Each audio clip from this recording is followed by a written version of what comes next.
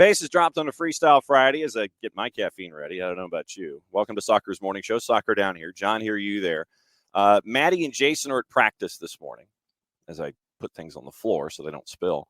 So it's me and you guys this morning. We get to roll through everything, and we'll see if Jarrett can escape the real world for a little bit and get you ready for the weekend. We've got to go through all of the matchups. We've got to go through all of the juice boxes, all of the previews. We've got stuff domestically, internationally. We've got stuff to talk about today that's going on across the planet, whatever's on your mind. I know we've got to talk about Atlanta United, Chicago Fire. That's got to be on everybody's mind. Morning, Dell. Morning, D. Graham. And morning, Alex. And Eddie Howe addressed the Sandro Tonali situation. I know that at this point of the show, this is where Alex and Maddie, whose ears are probably burning because of that particular comment, just sit there and go, no, go to the next story. So we got stuff overseas. We've got stuff domestically. We've got all the weekend previews. We've got a lot of things to get into and whatever's on your mind this morning. So when it comes to Atlanta United, Chicago Fire, expectations, what are you looking for? Who's in the spot shadow? When it comes to what you're staring at when it comes to this matchup, concerns, the good, the bad, the different, the ugly. As our former sports anchor here in town, Chuck Dowdle used to say, it's about the good old GBU. So whatever's on the GBU for you this morning, and it doesn't necessarily have to be about Atlanta United. It can be about Atlanta United, Chicago Fire. It could be about any other MLS matchup. Could be about anything overseas. Premier League kicks back in, and we got news in the Premier League as well about who is not going to the Premier League apparently next season. So all of this is on the table, and we'll get you set for the day as well. Morning KFC. Dell's Clemson Tigers beat Arizona. I will say this. I legitimately will say this. And I'm going to be admitting this full bore. I didn't fill out a bracket this year. Did not fill out a bracket. Because, frankly, running around so much, the time frame completely slipped past. I would still have UConn and maybe Houston, and that might be about it. I know a lot of folks had North Carolina. That ended. The boss was not happy about that particular result because of North Carolina having a lead and losing it to, as it is referred to in this household, especially because of the drinkware that we have on display most of the time. It is all about UAT. So whatever is on. So, yeah, she's hot about that. But, yeah, I didn't fill out a bracket this year. Did not fill out a bracket.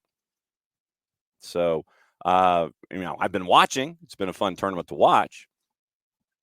Like I said, traditionally what I do, and my filling out of a bracket, the way that I do it is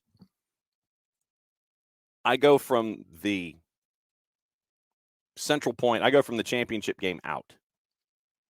I used to be awful at doing brackets because what I would do is I would start from the outside and I would go in. And because of thinking that way, I would have a lot of issues. And then it would be just completely and totally blown up. And then I would finish last. And then what I started doing was I ended up filling out with my championship game and then going out.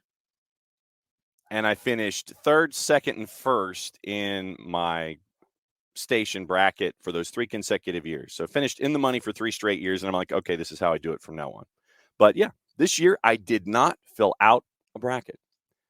So I've been kind of watching, but like I said, because we've been so busy here at STH, haven't had the chance really to sit down and watch games. Last night we were in Fayetteville for Stars Mill and McIntosh. And so driving home, you missed the first game, and then the second game is on, and it ends about 12:45, and there's no way I was going to last until then. But, yeah, didn't fill out a bracket this year. So may your bracket still be in existence. I know some folks and some friends of mine had their bracket get completely blown up with North Carolina losing. So, but, yeah, didn't fill out a bracket this year. So that's not opening kickoff, but that's story time with John. So that's the first story time with John anyway on the day. Yeah, didn't fill out a bracket. Let's see. Who have I missed this morning? Abby, welcome in. And Abby, as a reminder, once again, I'm bringing your 2 scarves and your Atlanta United scarf and the Maddie one-sheeter to the tailgate on Sunday. So that is my reminder to me to remind me about you. So there you go. Opening kickoff brought to us by our friends at Kickoff Coffee, kickoffcoffeeco.com. And this is the Abby procured QR code for those of you who are watching on our YouTube channel, on Twitch, or on the 280-character app. You click on that QR code, and what you do is you go to Kickoff Coffee and kickoffcoffeeco.com. Don't forget to use the code SoccerDownHere15. You get 15% off your purchase. They, in turn, take 10%, reinvest it into youth games, youth initiatives, stuff that they have earmarked at Kickoff Coffee and kickoffcoffeeco.com. And this is a kind of a reminder. If you missed out on last night, we have one more match day this week, 5:30 and 7:30 on the SDH Games of the Week presented by our friends at Kaiser Permanente on the high school side. Got about 3 weeks left in the high school season, regular season, before we get into the playoffs at the tail end of April. And last night, we were at Panther Stadium on the campus of Stars Mill High School for, as folks told me in Fayette County, clean old-fashioned hate. And it lived up to it on both the boys and the girls side. I mean, you have folks that play each other in club and with each other in club, but they're going up against each other now in 2 separate classifications with McIntosh and Stars Mill. And it used to be McIntosh, Stars Mill, Whitewater, and somebody else in the days when they were all in the same class. So last night, McIntosh went in, got the daily double, and knocked off Stars Mill in the rivalry game. But if you have not had the chance, on the second half of the boys' match, we had a very, very, very special color commentator. And it was fun to see this particular individual be a part of the broadcast last night. And it was Will Turpin. And for those that may not know, he is the bassist for Collective Soul. And he and Jason go back for quite a while with music in the Southern Crescent in various forms. But as a father, he was looking at one of the back four for Stars Mill last night, and we had Will in the booth with Jason starting at the half, and he actually stayed through the entire second half. And to be able to hear Jason and Will was hilarious. I would recommend if you've got some time, go to our Mixler site, soccerdownhere.mixler.com, and I did spell it correctly this early in the morning. Good for me. So go there and you can get the archive for all of our games. If you miss a game live, that's the live site, but it's also our archive. So you can go back and listen to matches. So if you missed out on the boys match last night between Stars Mill and McIntosh, we had a very special color commentator last night. And to hear him balancing through and weaving through the rivalry and being a dad and looking at game state and talking with Jason, it was a hoot. So second half, actually starting at halftime. So go into our Mixler site, dial up the boys match, started at halftime, and then you get to listen to the half. You get to listen to the second half with a father and a musician and someone who's well-known in the music community. So that is your public service announcement for the day for the missed broadcast that is there. So you end up with that. So as you end up with great stories there from yesterday and today, 5:30 and 7:30. We are in Ellijay, first time ever, and it is White County and Gilmer.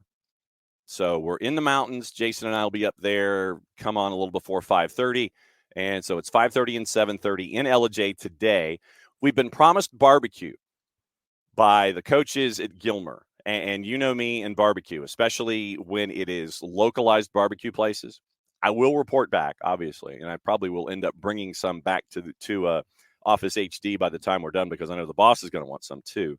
So 5:30, 7:30 today, match 4 in a 5-day match week for us at SDH. So it's been a fun week. We've been running around all over the place. It was River Ridge and Sequoia on Tuesday. It was, where were we on Wednesday? It all runs together now. Forsyth Central in Denmark. I was there for that on Wednesday. Last night was Stars Mill and McIntosh, and today it is White County at Gilmer, 5:30 and 7:30 on the network. And you can listen to it live right here, soccerdownhere.mixler.com.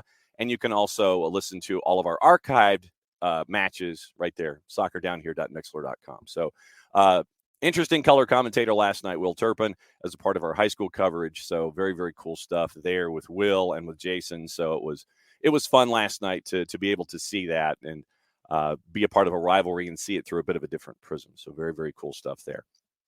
Also on the board, once again, remember. And you'll see me, you'll see the Hoff on Sunday. So it is a 3:45 kick, I believe. Might even be 3:55. But they're going to open the gates as normal, 2 o'clock, to get everybody inside. And there's a vicious rumor, maybe, that the roof might actually be open. So the Venus flytrap might actually let the sunshine in. So we'll see about that. I've heard that is a possibility. So we'll keep that in mind. So this morning, once again, we're going through all the matches. We're going through everything in Major League Soccer. We're going through Atlanta United and Chicago Fire. I want to know what's on your mind when it comes to Atlanta United, Chicago Fire. We got some sound from our friends at Apple TV and our buddy Mo Adu discussing Yorgos Giacomakis. And we'll go through Atlanta United once again. We'll go through hour number 2, the weekend whip around, patent pending, trademark coming sooner, hopefully, rather than later. We'll go through all the divisions because we got stuff in USL Championship. We got stuff in League One. We got stuff overseas to get into as well. And Atlanta United, Chicago Fire. Once again, we got some sound coming up in just a little bit to discuss that matchup. And if you missed it, this is a cross-promotional plug. If you missed the conversation that our buddies at Scarves and Spikes, Tyler Pilgrim, had with Kalen Kyle, I would recommend for the visual alone to go check it out and dial it up on their YouTube channel. For the visual alone, having Kalen Kyle where she was answering questions, full props to Kalen Kyle for doing what she did and she was running a little behind and she stuck to her appointment and she stuck to multiple appointments. That's all I'm going to say. If you haven't seen it, go see it. Scarves and Spikes and our buddy Tyler and the guys over there and Kalen Kyle, they all caught up this week getting ready for everything, what she thinks about Atlanta so far, what she thinks about going forward. But yes, the locales and the visuals alone are definitely worth the price of admission when it comes to that. Once again, remember, as we're doing some house cleaning here in the first little bit of the show, that's the Marshall Islands scarf. Our buddy Hudson out in Colorado reached out to me last night, and he's like, am I too late? No, you're not too late. And the reason I say you're not too late is because, frankly, I think this is going to be a legacy project for us. We're going to have this as long as the Marshall Islands folks will let us have it and help them out in this way. We might even come up with more scarves down the line in years to come. But that's the Marshall Islands scarf. You get to help out the Marshall Islands Soccer Federation. Do that there. And you can Venmo me, email me, and we'll figure out payments and things like that. It's 32, and it helps out the Marshall Islands Soccer Federation. If you go through the website and you want them to mail it to you or them to figure out a way for me to mail it to you, we can do that. If you want the Abstermobile to take it to you, you can. 32. If you want it shipped, it's probably another $5. So 32 and 5 if you want it shipped, and that helps out the Marshall Islands Soccer Federation build their organization and all of their infrastructure from scratch. It helps out. You probably bought the jersey. You probably bought the bucket hat. Now it's time to pick up the scarf.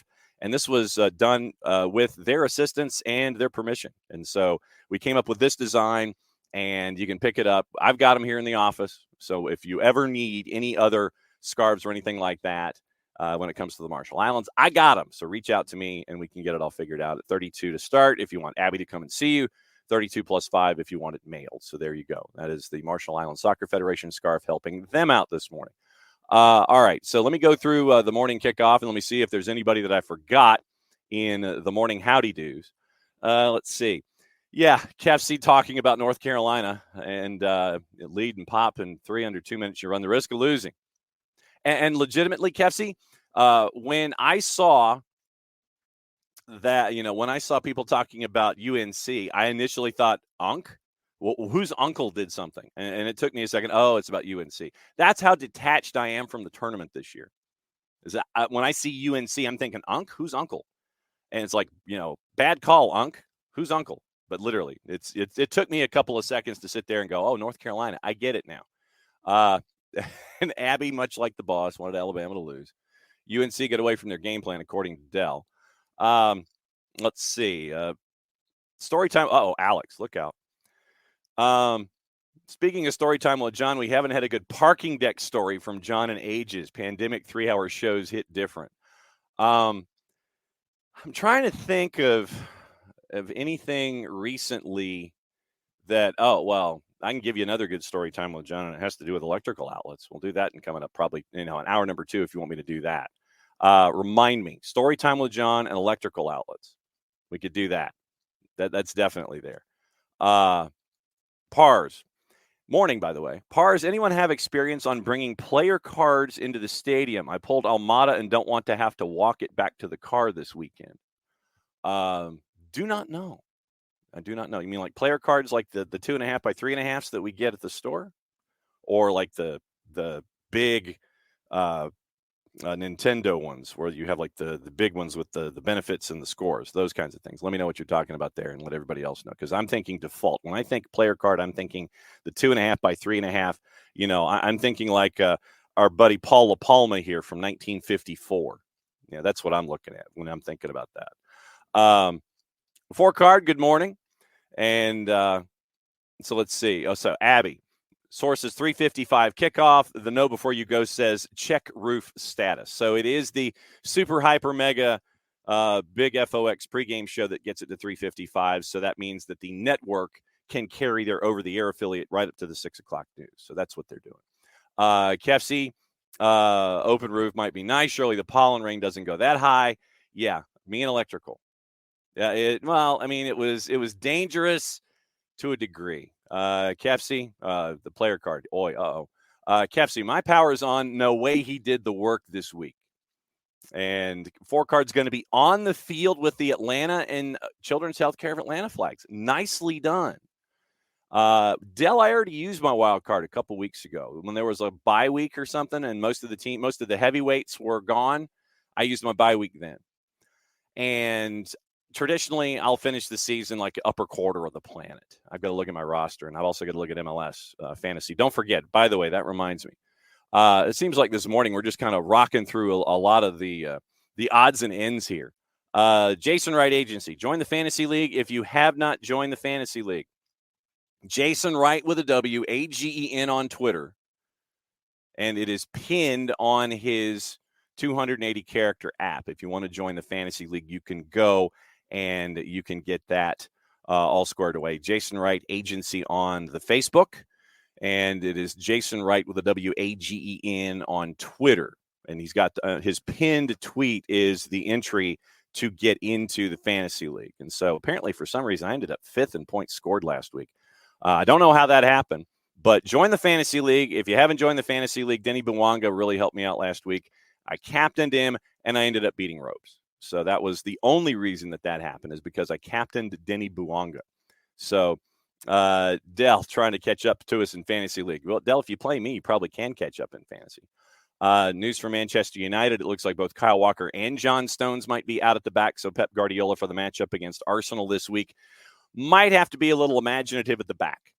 And so we'll see what the plan is. Might have Rodri and some reinforcements and maybe some youngins. So we'll see what happens there. Like I said, we'll go through all of the news and we'll get ready for all that stuff in hour number 2. There are stories to talk about.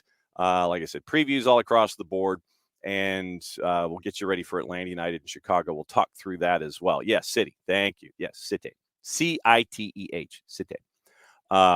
So, yeah. Yes, I do mean City, not Manchester United. Although, Dell, your point that was made a couple days ago that we're finally circling back to now that we're getting ready for matches to be played. And by the way, the 3D for Drew Dickinson out later this morning, early this afternoon. Drew lamented on the international break last week. Went for 13 minutes. He was that hacked off about it. So you'll get the 3D, his thoughts on the weekend, Manchester United, his beloved United, and the rest of what else is on his mind going into the weekend. So the 3D will be coming out later today. So it will be interesting to see what Pep Guardiola does.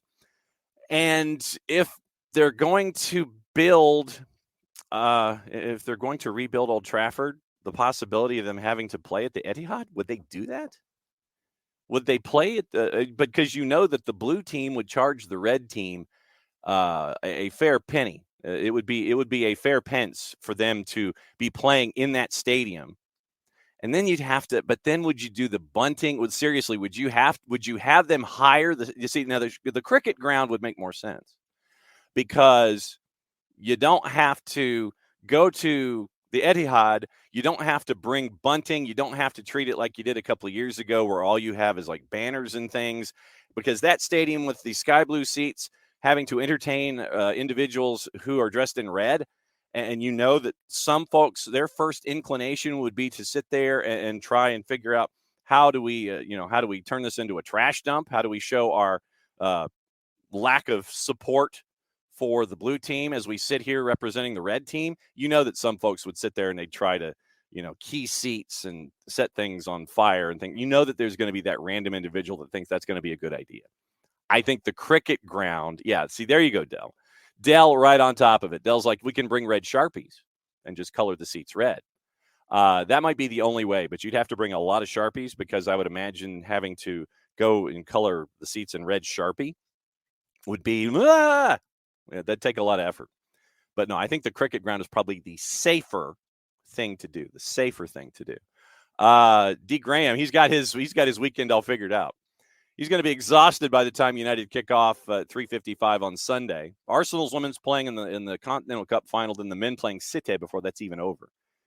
That sounds like a multi-screen experience for D. Graham this weekend. So you have one started. You got to fire up a second television or a second device, as we say these days, I guess. And one's not ending. You got to watch the other one. And then the emotional exhaustion of going through those two and then getting ready for Atlanta United and Chicago Fire. We'll go through the officiating assignments when we get into the previews of all of the activity as well. So it will be it'll be very, very interesting. It's all good. So we might be starting things a little early. Just got a note from Greg Garza. He's got meetings, and Parkey might be traveling to catch up with Messi and friends and a couple of dudes playing. So, and he wishes everyone a happy Easter, by the way. So tell you what, we're going to go ahead and start previews because, like I said, I was kind of waiting to see if our friends from Beyond Goals were going to be with us and all of that. Yeah, Del, we talked about Kevin Sullivan yesterday. Don't know the price tag, but a 14-year-old getting the biggest homegrown deal in Major League Soccer. Not a surprise that Manchester City would want to throw that kind of money around because they do. They're always chasing after all of the younger talent anyway, 16, 17-year-olds. And then when it turns to 18, then they can play them in the Premier League. But Kevin Sullivan at 14. This is what I'm anticipating, some manner, way, shape, or form. Apparently right now, Kevin Sullivan is going to be with Philadelphia for the foreseeable future. There's a part of me that says that may come to a close at some point. No, I don't. And this is the point that I was going to, this was where I was going with this, Del. I don't think he's going to be playing for the Union for 4 years. I don't think he's going to be a part of that system. I anticipate there will be a moment in time where Manchester City is going to sit there and go, we got to pull the ripcord on this. We need him as a part of CFG, City Football Group. And he will end up, mark my words, he will end up going somewhere in the system. Girona, I think Loeffel was part of the discussion, a second division club in Belgium that's a part of the City Football Group. What do you want to bet that is a part of this growth that Kevin Sullivan has when he gets into CFG and he goes out the door and goes overseas, that NYCFC sits there and goes, hello, and he ends up at NYCFC before he turns 18? What do you want to bet that at some point everything circles back to Major League Soccer? Kevin Sullivan goes overseas, plays in a second division club or so on. Then NYCFC needs some help. They knock on the door, and City Football Group transfers Kevin Sullivan from Loeffel to NYCFC. Color me shocked. And Dell says he's got a German passport, but because of Brexit, he can't go to England until the age of 18. So that's why I think he goes to like Loeffel in Belgium or something. And eventually we'll circle back. I think there's going to be some NYCFC City Football Group blue in his future. Not next year, but the next couple of years. So we'll see. Kefsey, story's a little nuts. Skipping the senior year of high school is not something I'm accustomed to hearing. Bryce Harper did that. Bryce Harper, he was going to be the number 1 draft pick. Didn't want to go to, he wasn't going to college. He wasn't draft eligible age-wise. And so he played independent ball, if I remember correctly. So that got him early on, no college, got him draftable, got him some reps, and he was off and running. So, not the wildest thing in the world from different sports, but we ended up getting to see that. Dell is like from D. Graham, think it's foolish. We know the best prospect at that age doesn't always meet expectations. Yeah. But once again, this is when you got, I know Freddie Adu, we can get into that story as well. Cautionary tales, they exist all over the place. But I think having Kevin Sullivan here in the States, I think that helps out early on. And as he continues to grow and mature, not just as a footballer, but first and foremost as a young man, I think being close to home, being close to his brother, being there with Quinn, being the older brother's shoulder, I think that helps him out in the short term. I think that when you get to that moment where we see it with footballers all around the planet, you're 16, you're 17, bang, you're ready to go. Then they think you're ready to go, and then you go chase new frontiers, and then you continue to build and grow and go. So we'll see. But I still think there's somewhere, not anytime soon, but I still think that Kevin Sullivan goes overseas, then circles back and ends up in an NYCFC uniform at some point before he turns 18. That's just me. Yeah. I mean, when you get the kind of attention that you're getting at 14, you just want to make sure that the guidance from all aspects is correct and that the pressure isn't what it is or what it could be more than anything else. Like I said, we always have used Freddie Adu as a cautionary tale for someone that young to be thrust into the spotlight that soon. You're just hoping more than anything that it's just, let him develop, and not just as a footballer. Let him develop as a young man. And if he ends up being mature beyond his years, okay, fine. But let him develop, let him grow, let him have those teenager moments if he wishes to have those teenager moments. And then that's perfectly fine. But just 14, I know it's a cautionary tale.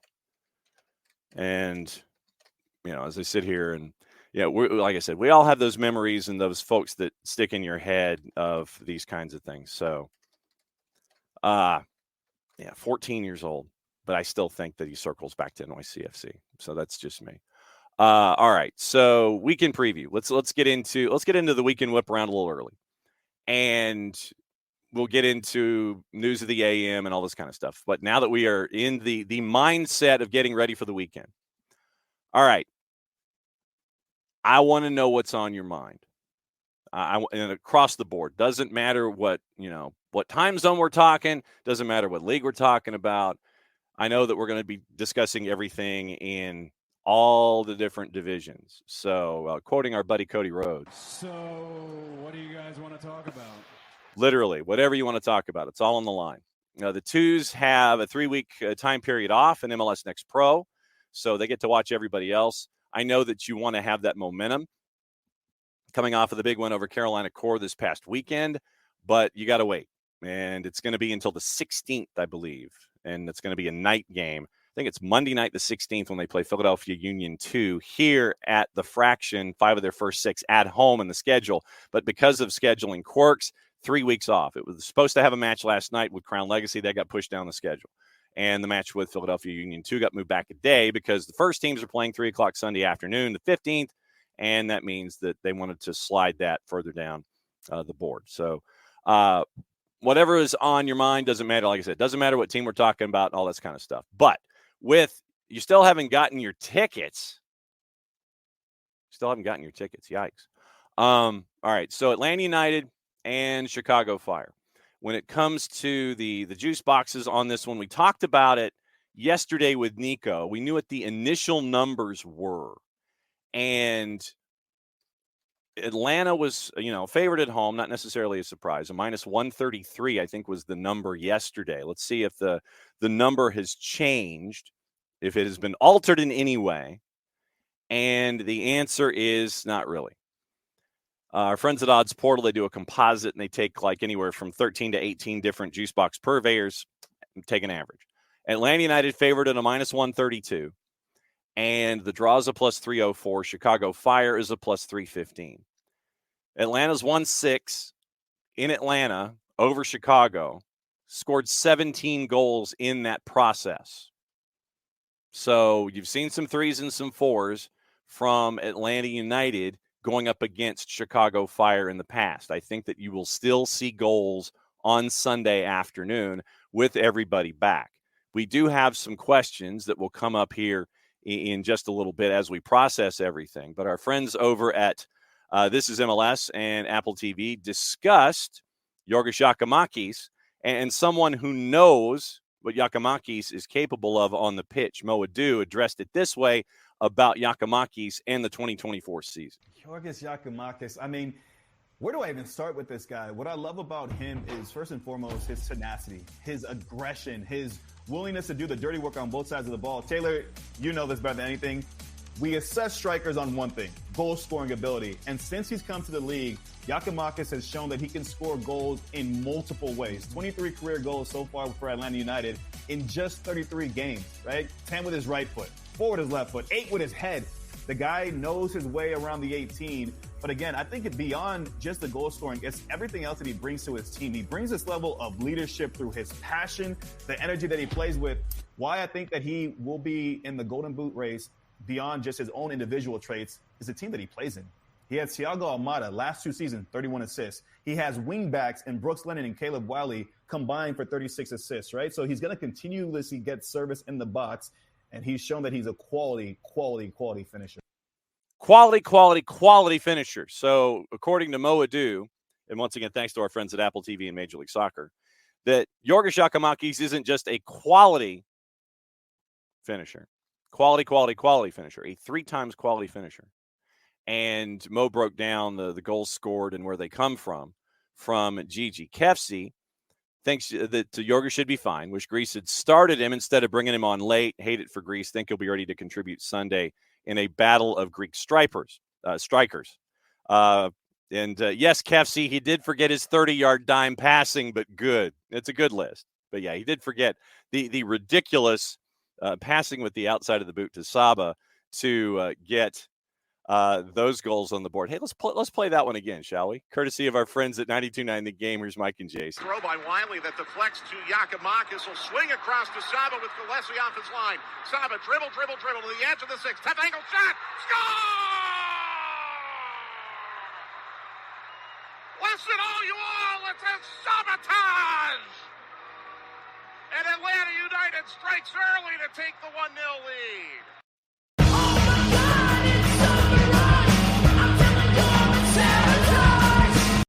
See what happens when Gigi passes with the outside of his foot.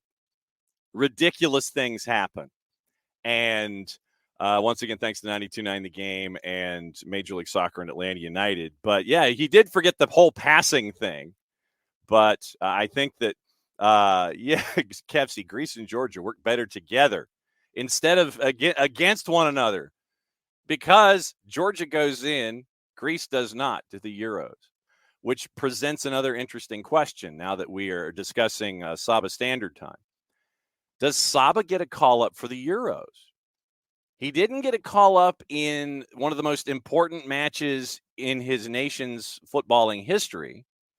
But now that they're in the Euro, does Saba get a call-up for the Euros? Does that mean that Saba goes away? We know that Bart Slieš is going to go away for the Euros because of the work that he put in. I think, 120 minutes as Poland gets into the Euros. So when the Euros happen, Atlanta United will not have Bartosz Slieš, but you will have in your midfield Jay Fortune, Dax McCarty, etc. So the elements are there to wrap around it. So Bart Slieš, while you will not have him in the summer, you will have, like I said, Jay Fortune and Dax McCarty to help you out defensively there at the 6. So, but yeah, the question is Does Saba get a call-up now? I mean, it's good news for Atlanta United because you'll have Yorgos around. But then once again, you're looking at Copa America and the time that Thiago Almada will be taking off, representing Argentina. So all of these different pieces that are going to have to be navigated in the middle of the summer. But that's why you build a roster like this. That's why Carlos Bocanegra and Atlanta United build a roster this way. So you can have this depth and work your way forward. Yes, I know we talked about Toronto in the early part of the week, but once again, it's all about this development getting adjusted to one another. So later on in the year, when you've spent more time with each other and you know who puts butter in their coffee and who doesn't, that you can be cool and you know what to expect and what to anticipate with one element added to this other than not. So I would anticipate, obviously, the 6 players will be back from international duty. Stian Gregerson is not going to be back for another couple of weeks as the baseline of our knowledge as he's recovering from the meniscus injury. But he could be sooner, could be later. Like I said, it's like looking at Charlotte Flair and her rehabilitation on the 280 character app from her knee injury. She's ahead of schedule. So does she, come at whatever's later on in the year, like Royal Rumble or something like that? Does she make an appearance at the Royal Rumble? We don't know. Does Stian Gregerson make an appearance by Backlash or whatever the next pay-per-view would be in the system? He wouldn't make WrestleMania 40, but would he make the next one? If we're talking about WWE timeline, something like that. Stian Gregerson out for the foreseeable future, next couple of weeks. So that probably means that since you have Jay Fortune back, you have Bart Sliech back, I don't know what to expect physically from Bartosz Sliech. And this is where the physios really get, they really earn their dollars. Sliech, coming from Europe, flies probably, Wednesday back from Europe to be here in Atlanta. He gets reacclimated. You've got jet lag Thursday. And then yesterday is kind of like the bits and pieces in the walkthrough and getting acquainted with once again all over. And then, where is Bart Sliech when it comes to his physical recovery? Can he give you 45? Can he only give you 30? Can he give you 60? That's one of the questions here. I would anticipate, just because of jet lag and working forward and all of those kinds of things, that you're going, Fortune's back. Do not be surprised if your starting lineup is Jay, Tristan, Thiago in the midfield. Thiago, we know that he scored the penalty in Philadelphia, but don't think he really put in a whole lot of minutes otherwise. I don't think he played in the second match of the window, or if he did, it wasn't a whole lot. So Gigi's back. He's the point of the spear. Then on the left, Shande Silva, Tyler Wolff.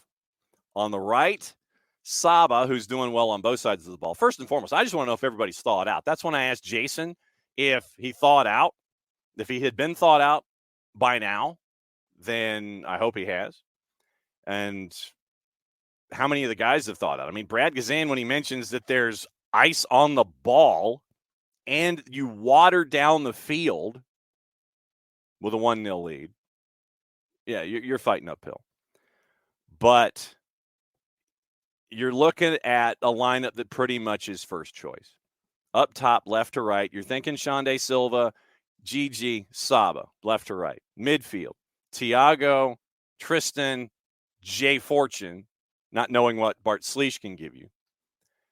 And then at the back, that's the other question. Since you don't have Stian Gregerson, and Luis Abram played 90 minutes in Peru on Tuesday, flew out Wednesday, because I don't think there's direct flights really from South America. Even, Delta can help you out to a certain extent, just wouldn't be the night of unless they went wheels up or something like that.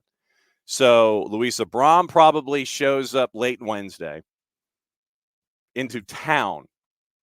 Children's Healthcare of Atlanta training ground Thursday, maybe. they're getting the rust off and just, getting back into the Atlanta United mental swing of things today, then you're there. Kefsey, glad to see you once again. Thanks for hanging out until 9:45. We will see you here in the Twitch pitch, and we will see you at Mercedes-Benz hopefully soon. So backline, Caleb back from the U23s. Caleb didn't put in a whole lot of minutes either with the matches that they were playing. So it's Caleb, Derek Williams, probably Noah Cobb again, and then Brooks on the right-hand side with Brad in net. So really your questions are the other center back, which to me means, like I said, you don't have Gregerson. Abram played 90. That means Derek stays on the left. You bring Noah Cobb in again. And then the discussion at the 6 with Bart Sleesh. So like I said, I still think that in order, depending on game state at the 6, it's going to be Jay Fortune. And if you're in a position where you're leading and you just want a closer late, you let Bart sit. Everything's fine. You have Dax come in out of the bullpen, close, give you 20, and you're good. So that, to me, would be the starting lineup that you're staring at for Atlanta United. Once again, front to back. Shande, Gigi, Saba, Tiago, Tristan, Jay, Fortune, and then Caleb, Derek, Noah Cobb, and Brooks Lennon with Brad in net. So that's what I'm looking at for Atlanta United in this matchup against Chicago. Everybody back from national team duty. You just don't know how many minutes you can get from folks, but we'll see. Chicago, they can score. Kuipers has been a great pickup for them. Of course, with what they've invested, you hope that Kuipers would be giving you the dividends that you are. You've got to keep an eye always on not-so-big Shaq, Xherdan Shaqiri. Considering what they're paying him, you definitely need to be keeping an eye on him as well. Can't just leave him be. Cannot give him space. So that's what Kellen Acosta, he'll cause some problems.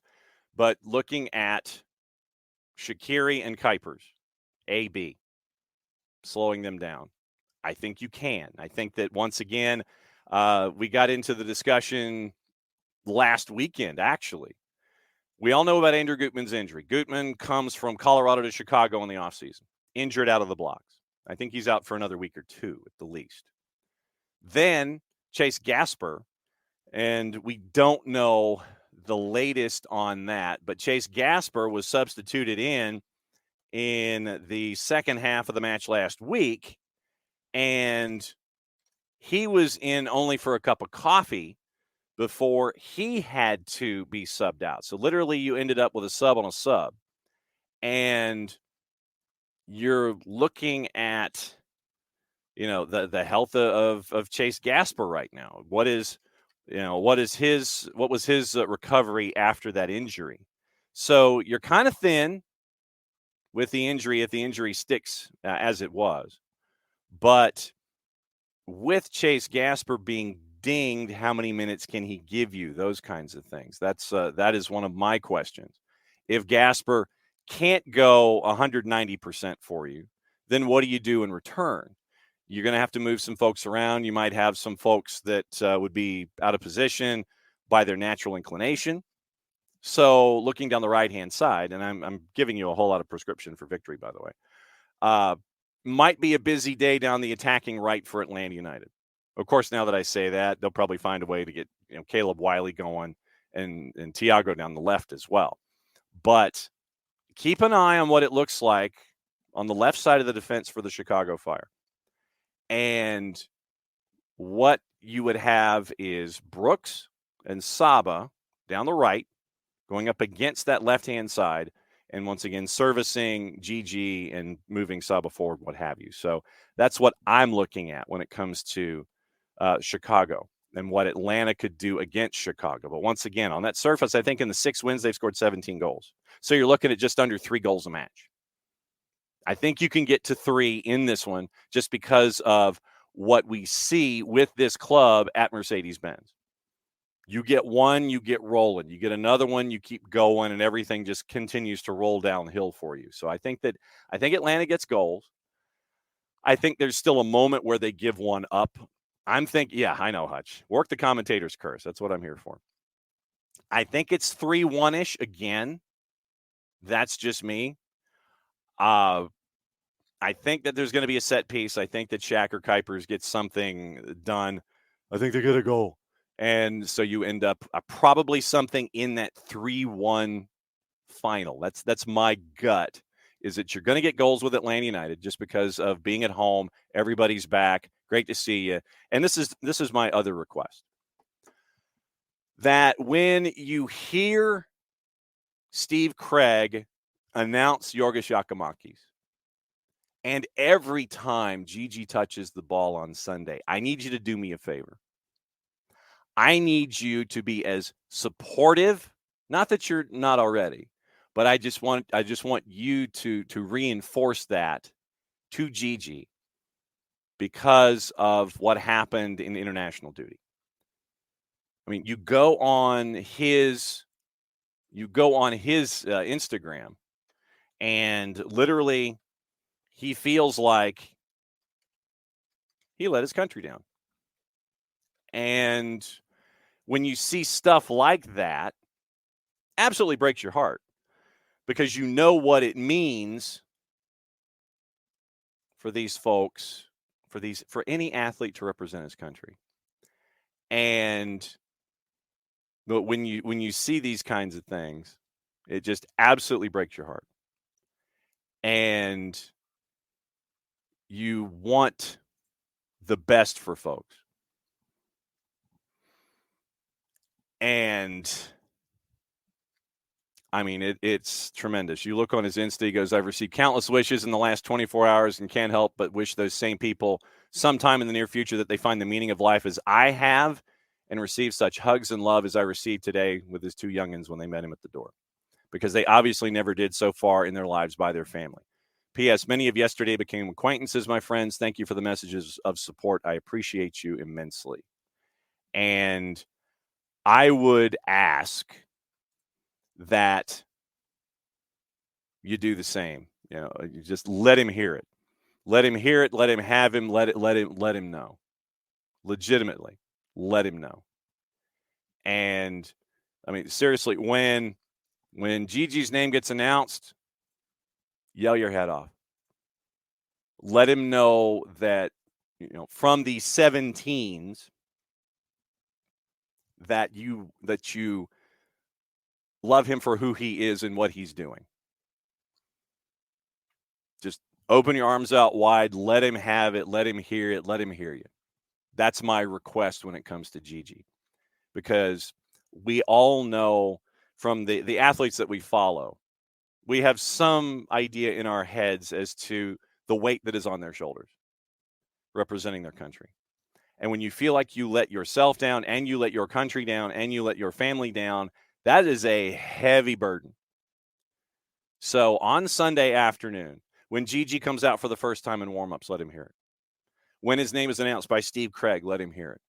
Every time he touches the ball and you want him to just line something up and hit something from the underside of the bar from, say, 25, let him hear it. Let him know. Because, man, when you see those things that are posted online, and, you know, it's just, it's frustrating. But, you know, it's frustrating when folks send out negative vibes and they don't understand the consequence of doing something like that. So let him hear it, let him know. And that's, yeah. And well, and Hutch also, there was when he was at Celtic, Hutch is looking for a Boom Yakamakis chant. When he was at Celtic, they had a song for him to the tune of 99 Luftballons. Go and look that up on the YouTubes. I would love to see that, and I know that Jarrett would too, to see that translate to Mercedes-Benz and to the 17s. That to me would be something really cool, to take something from his Celtic past, play it forward, and have it be a part of him here with Atlanta United. So that to me would be something cool. So go look that up on YouTube. That's the first homework assignment for the weekend, is go find the Giacomakis chant from his time at Celtic that was paired to 99 Luftballons by Nena, and bring that forward and add that to the repertoire when it comes to respecting and showing support and love for Giorgos Giacomakis. D. Graham, for me, it's no question Cobb gets the start minutes with the twos, just aren't useful in his progression. I think that when it comes to his progression, it can mean different things, D. Graham. I think that on the field, I know what you're getting at. I know that we all are looking at Noah, who has had no fear playing against folks twice his age. And, he's done that since he's been 15. And so we are all anticipating that he is going to make that step and be a quality center back in Major League Soccer, or whatever part of the planet he's going to be a top-level center back. He does need reps. He does need minutes. But once again, being a part of the first-team roster and being a part of all the multiple competitions and all this kind of stuff, I don't know if he is 34 matches back-to-back-to-back ready in Major League Soccer. So I think that getting these cups of coffee, being around the first-team roster, getting the starts here occasionally, like he did in Toronto, that will do wonders for his growth. Being in a tough spot on the road, being in 18-degree wind chill, trying to kick a frozen ball, trying to figure out how to get your footing on frozen turf, grass, those kinds of things. I think that what you don't want is him not playing. Thank you, Hutch.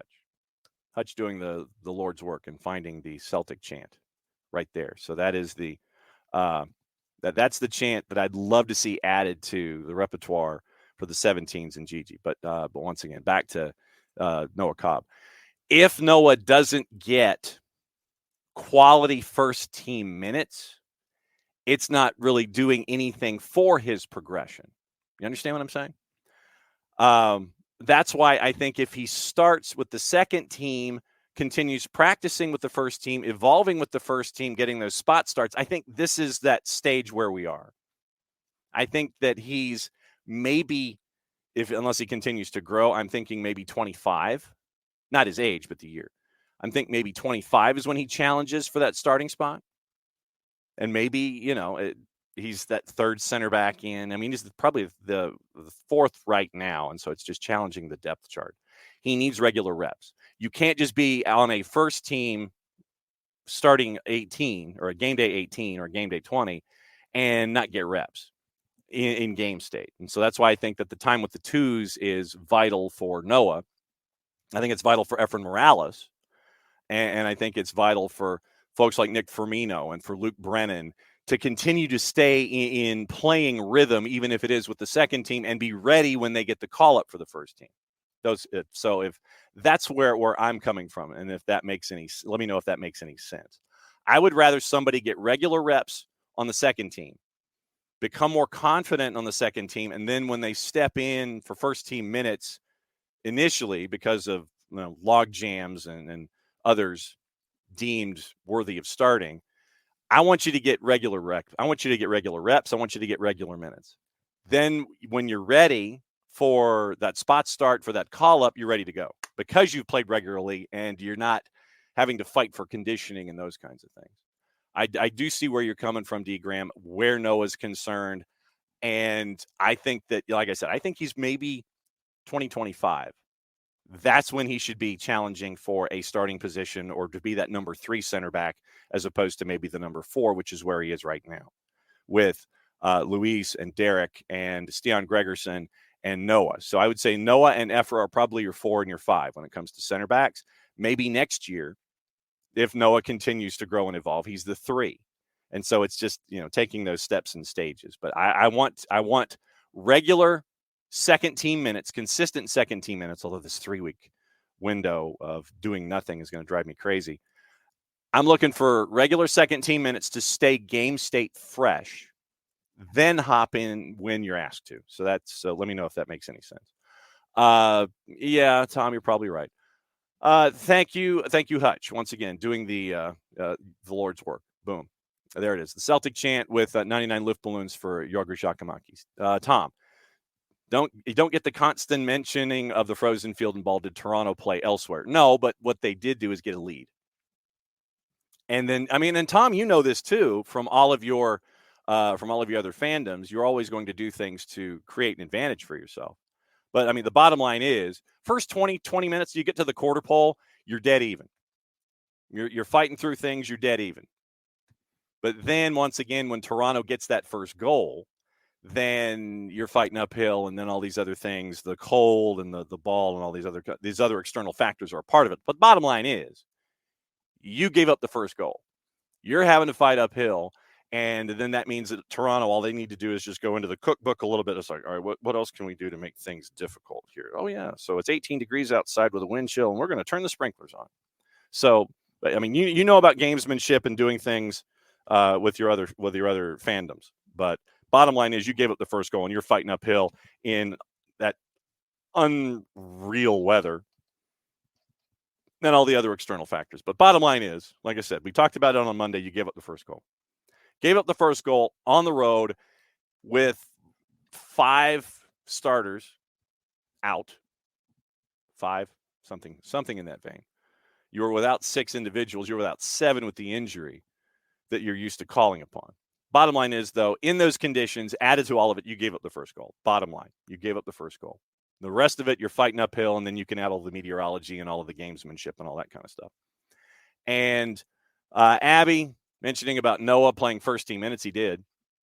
89% passing, had a block and a clearance, and a couple of steals. And I had the numbers up yesterday when we were talking about Noah. But once again, 99 touches, 89% passing efficiency from the back. Had a couple of moments in stopping the rush from Toronto. So I think Noah's getting there.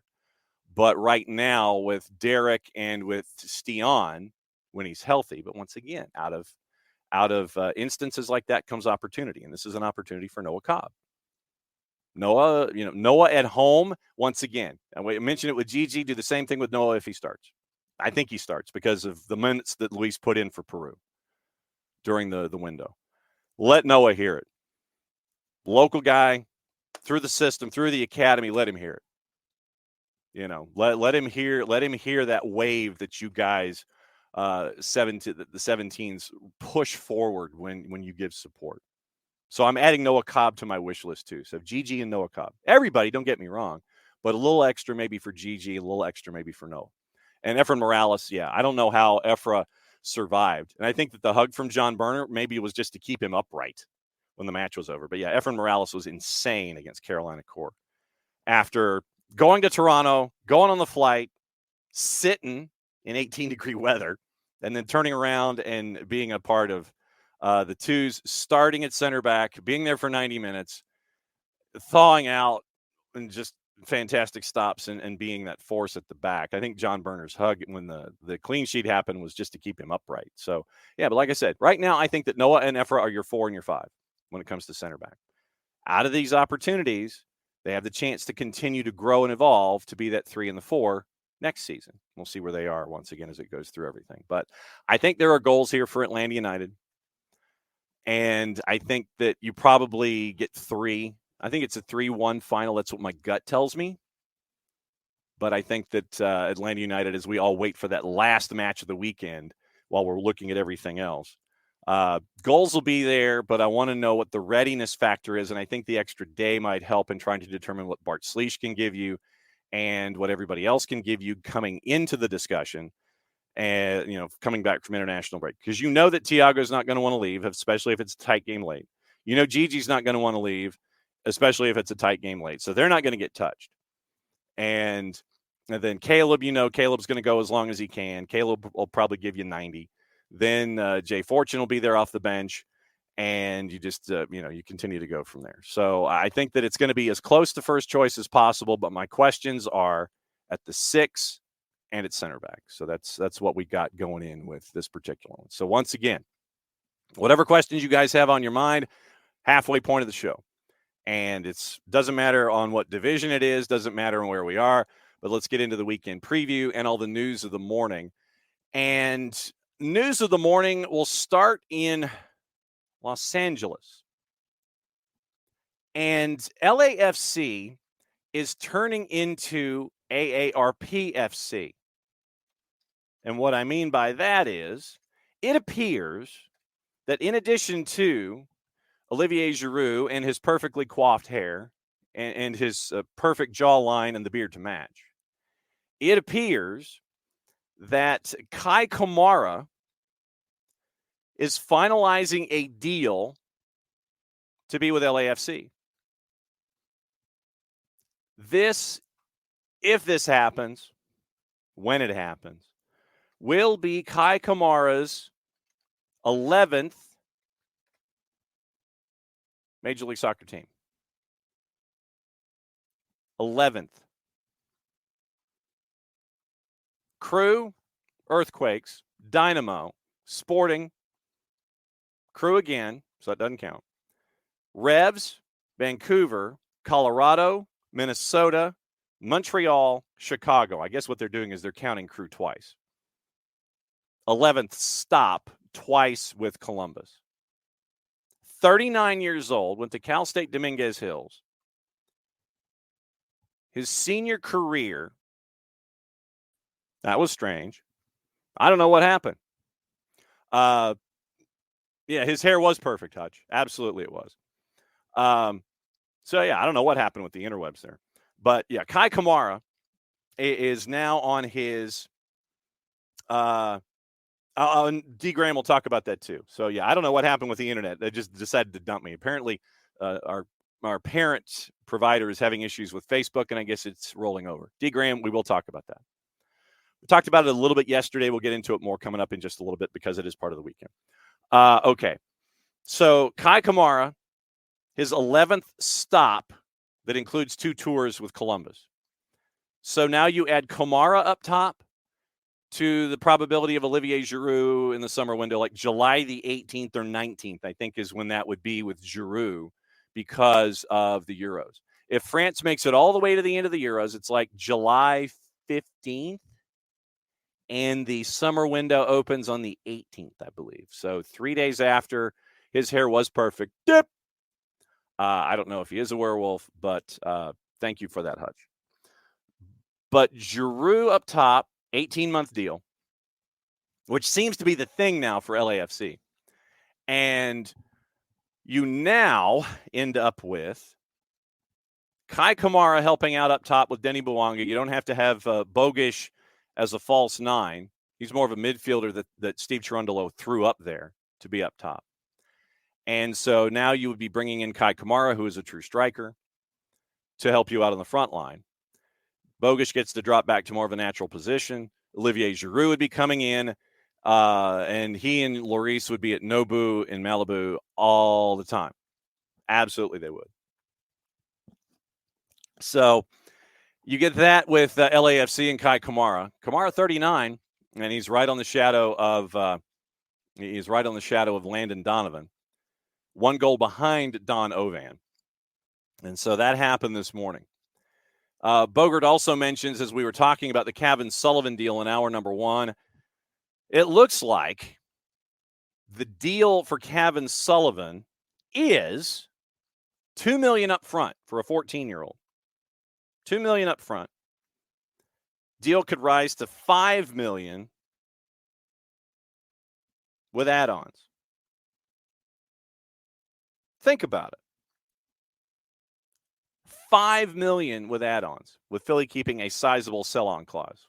Okay, good on Philly for doing that. But the numbers, it looks like $2 million up front, which really doesn't seem like a whole lot of money. In Major League Soccer and for Philadelphia Union, Rich Ransom could probably back us up here. $2 million, yeah, definitely. And to help out the larger discussion that we've had about Philadelphia in the past, the add-ons that could happen down the line could definitely help out your bottom line when it comes to building your infrastructure and such. But so $2 million bucks for the future of a 14-year-old. Manchester City and City Football Group. They're just like, yeah, sure, $2 million. There you go. Could rise to $5 million. And then the sell-on percentage with our friends. So $2 million and possibly to $5 million. It sounds like a bargain to me. It sounds like a bargain, but once again, you are also talking about a 14-year-old young man. 14. $2 million and possibly $5 million. Yikes. Okay, so 2 million and possibly 5. That's what we're staring at with all of that. All right, so D. Graham wanted to mention Messi and friends getting the player from Boca, the 24-year-old defender, and getting him on a loan because of the injury to Redondo. And Redondo is going to be out, looks like, for 8 weeks or so. So what Messi and friends did yesterday is sign Marcelo Weigand on loan from Boca Juniors. And I think that's probably all you can really do right now is bring in folks on loan. Because remember, when they decided that they had to get rid of DeAndre Yedlin to bring in Redondo in the first place, who has a tear of his his LCL, lateral cruciate ligament. It's the LCL. And I know that I was going to stumble over the word cruciate. It's an LCL tear. He's supposed to be out for 8 weeks. So you spend all this money to bring in Redondo. At the same time, you have to get rid of DeAndre Yedlin and all the other machinations that you've done as Chris Henderson.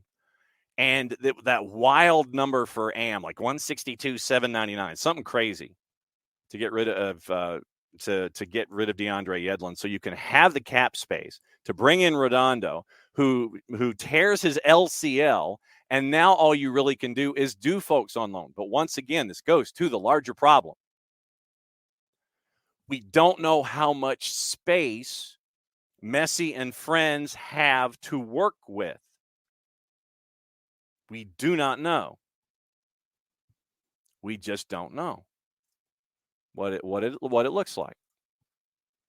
So that's what you're staring at there. Once again, we'll play with it, and I think I might have sent Jarrett the link to yesterday's show and trying to get him to hop in today. I'm real good at that these days. Lateral collateral ligament. Thank you. So it's kind of like carbon. It's the lateral collateral. So you have lateral collateral, anterior and posterior cruciates, and lateral collaterals. Okay. So there you go. That's silly. So we'll see what's going on. We'll see what's going on there.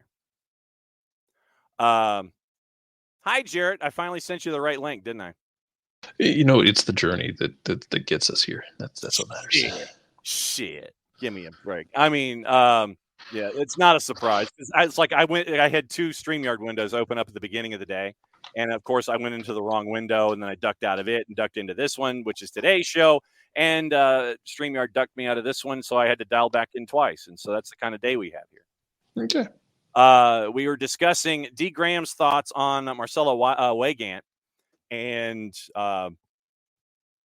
enter Messi and friends getting somebody else on loan and the larger picture therein, with Redondo now being out for 8 weeks with an LCL tear. So they get rid of Yedlin. They bring in the weird number of AM, and they have to do something because Redondo's out for 8 weeks. Apparently that was sustained at practice. And so you bring in a 24-year-old defender from Boca Juniors in Marcelo Weigand on loan with the chance to possibly extend the loan through the end of next year.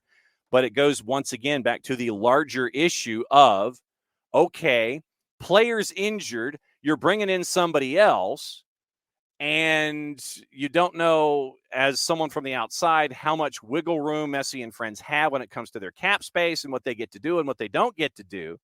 Imagining, obviously, that loan is probably the only thing that they can do right now, considering where they are against the cap. But it just, once again, it gets folks antennae up over, okay, so they get to do this now, and they get to do this now, and they get to do this now. It gives the impression that the rules are different for the Herons than everybody else. And it goes to the larger picture of it. We all need to have a little more transparency when it comes to what Inter Messi and friends are doing on a daily basis, and everybody else in Major League Soccer. Yeah, it's. I mean, but you're still within the window. Yeah. You're always going to, I think, try and run it up right to the limit that you can. Yeah. So, I mean, yeah, it stinks because like it is. There's a certain aspect of it that is comical that we're still here. Like it absolutely is comical. that, like, wow, they've went and done everything. They've gotten everyone. But wait, there's more. Like, there's more folks that they can get. Yeah. We have like turned into a Ron Popeil infomercial. Oh, with wow. Miami. Wow. And they had the survey for the anonymous survey that they like to do over at the Athletic, and one of the topics that was discussed is the whole roster rules and salary thing, and do you widen the cap, and do you just go ahead and take the governor out of the golf cart and let folks invest what they want to invest, those kinds of things. So, you're kind of like, I'd love more transparency, and I would love for folks to be able to sit there and make a rule change and change the existing system, increasing the number of DPs, increasing the cap. I just want transparency when it comes to budget charges and cap space. I want to know how much teams have to work with so we can all be more educated when it comes to a window.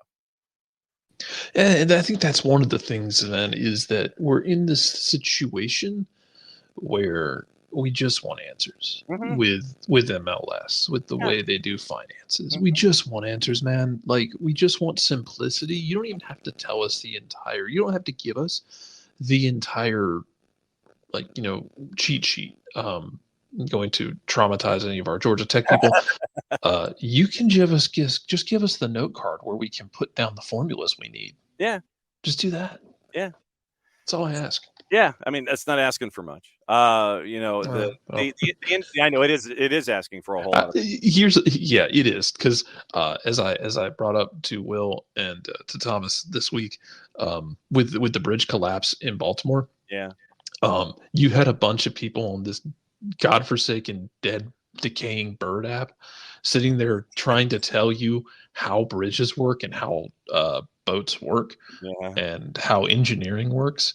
And then you would have literal civil engineers and structural engineers come and be like, that's not how it works. And like, no, yeah, it is. You don't know. I'm like, yeah, my favorite thing from this week was watching the friends of mine who went to Georgia Tech and got traumatized for multiple years. And all of them, I have spoken to multiple people on an individual basis. All of them still have traumatic nightmares pretty frequently about Georgia Tech academics. None of that meant anything this week because you had a bunch of people who knew nothing and had nothing but misplaced confidence telling you why something did or didn't work. I'm sure I think I've already prepped myself for the "well, there's your problem" podcast to go over that bridge collapse, because it has put so many engineering students in hell. But yeah, give them the note card. Just MLS. I belabor that analogy to say MLS. Just give us a note card with some notes on it instead of keeping it all behind the curtain. Yes, please. As much as we would like to have a discussion with the man behind the curtain, apparently not. We finally have one of the biggest kept secrets now finally out in public.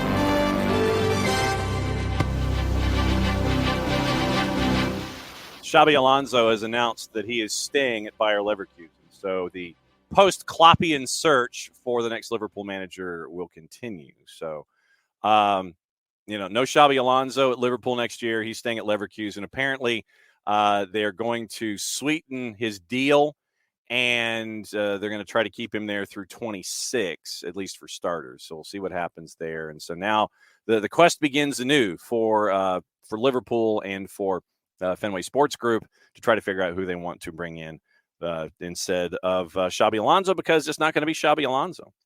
Other things that we were talking about this morning, we've got weekend whip around coming, patent pending trademark coming, where we go through all the other matchups. But Kai Kamara is now part of turning LAFC into AARPFC. Yeah, look, man, I respect anyone who's going to work that hard to get a discount at Piccadilly. Yes. or Marie Callender's or wherever you can go on the West Coast. So you'll have Kamara, who probably comes in at a veteran minimum, not really affecting a whole lot, which can mean more money for Olivier Giroud in his 18-month contract when he shows up in July. Also, we went through the news on Kevin Sullivan. Numbers are out, and it looks like it's a $2 million sign by City Football Group for a 14-year-old. Big portion of the future sell-on of the past stays with Philadelphia.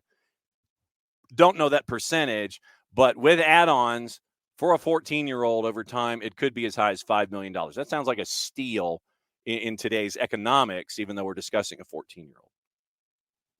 It is, and we're going to have to be really careful with this because it's very exciting. It's very exciting for Sullivan. It's very exciting for his family. He's still a kid. Yep, we got to be careful. Yes. It's okay to get excited. Not trying to bring anybody down or harsh anybody's mellow over this, but just wow, be aware. Harshing a mellow. Yeah, man.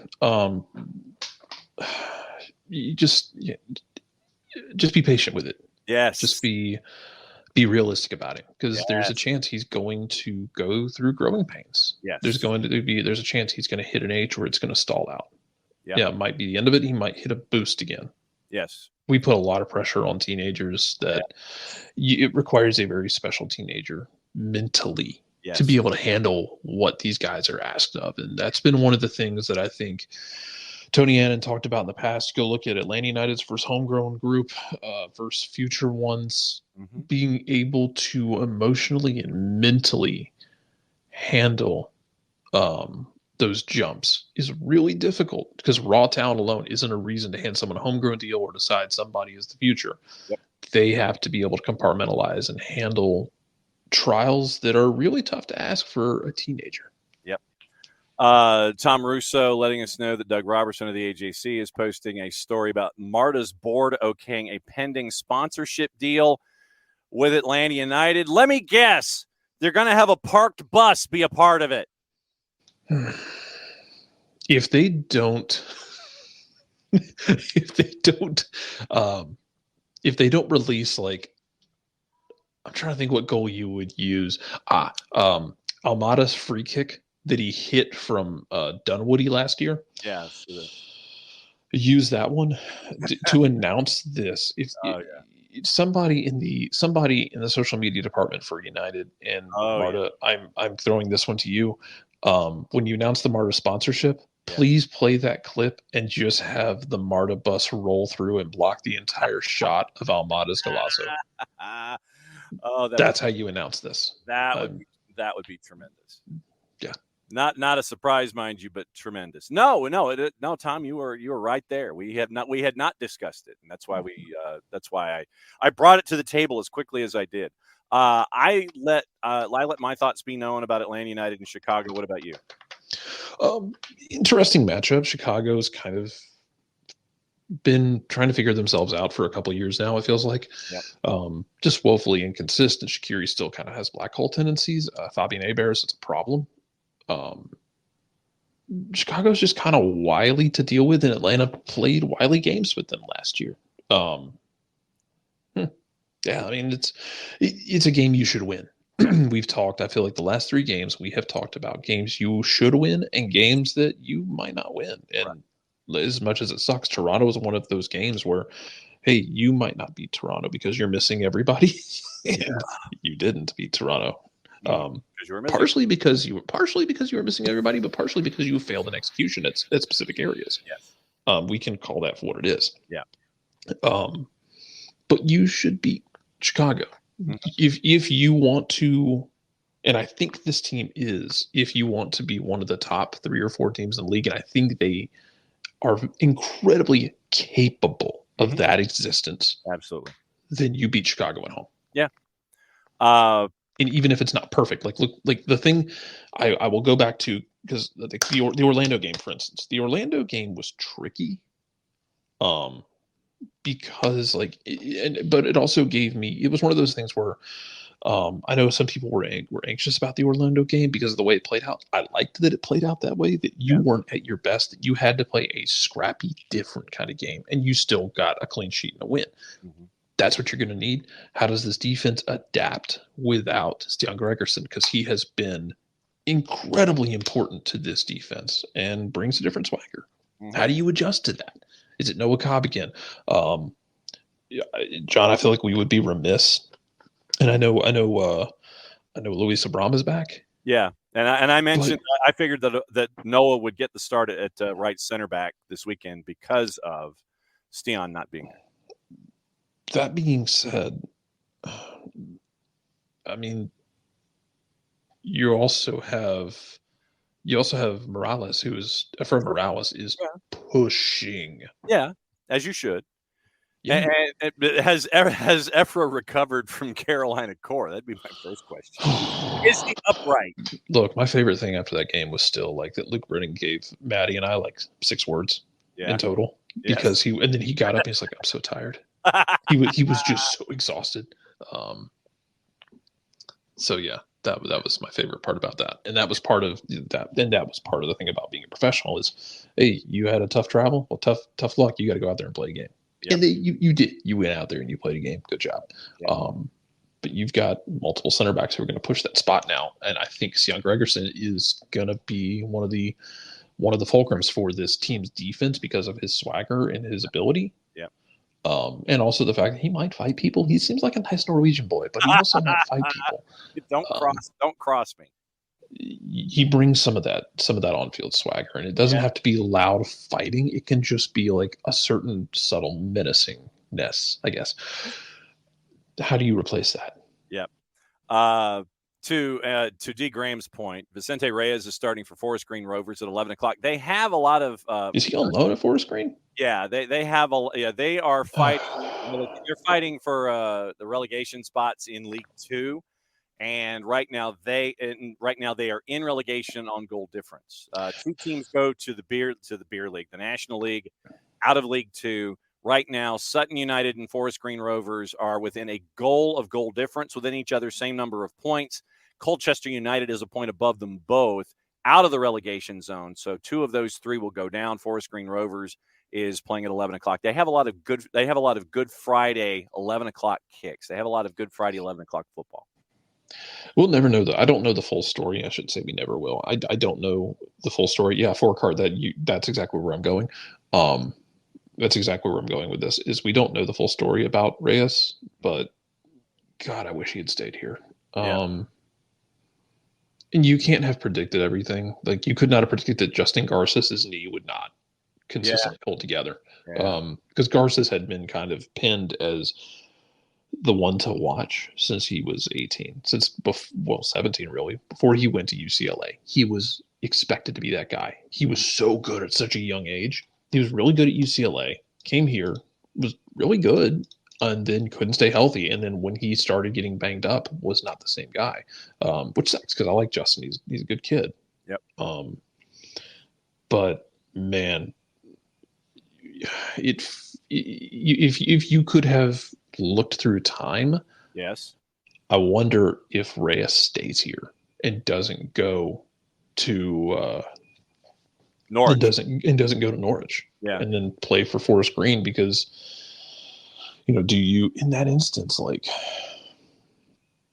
you going to get Josh Cohen or are you grooming a guy like Vicente Reyes to be that next guy?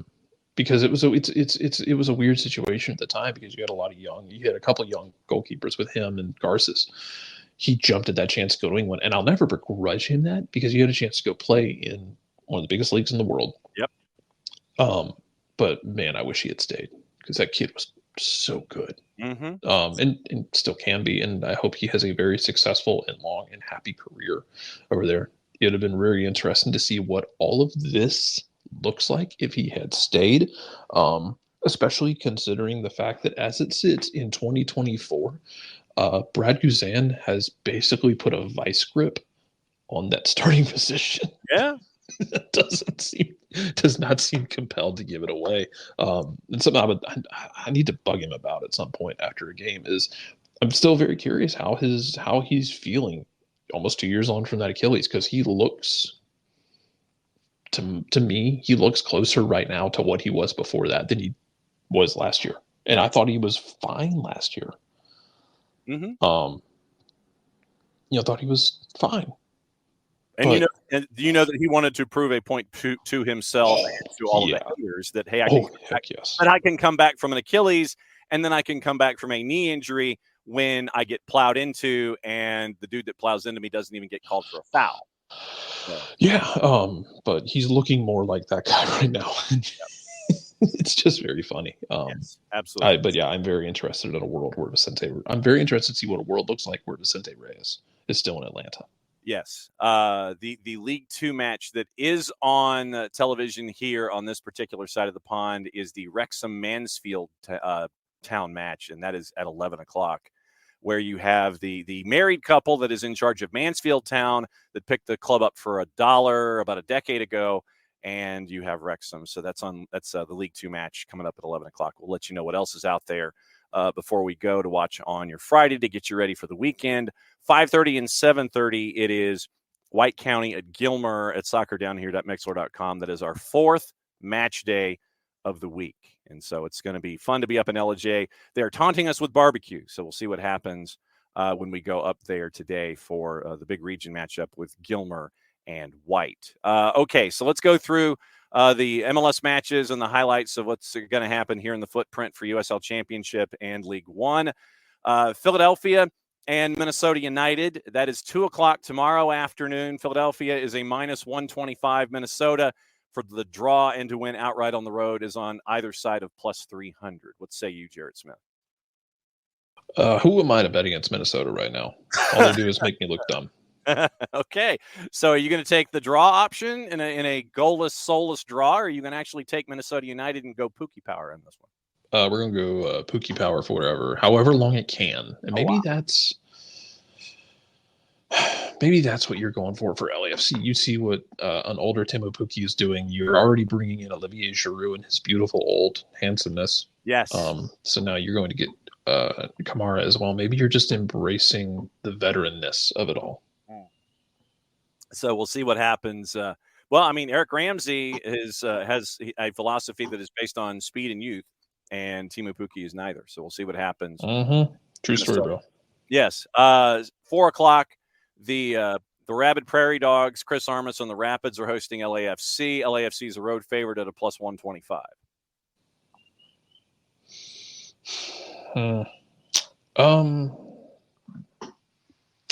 know what? Give me LAFC here. Okay. +125. Colorado's a +200. Draws a +258.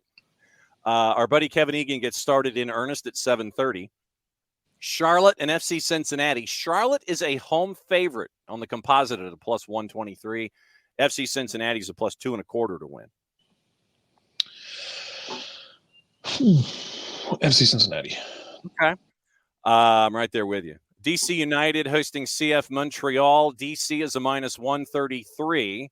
CF Montreal on the road is a +334. Your draw is basically a +300. I like the draw in this one because of CF Montreal causing problems for DC United.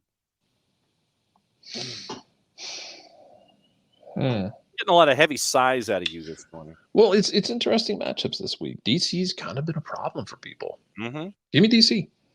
Let's get weird. Okay, so he's getting weird. He's going to go DC. Yes, he is.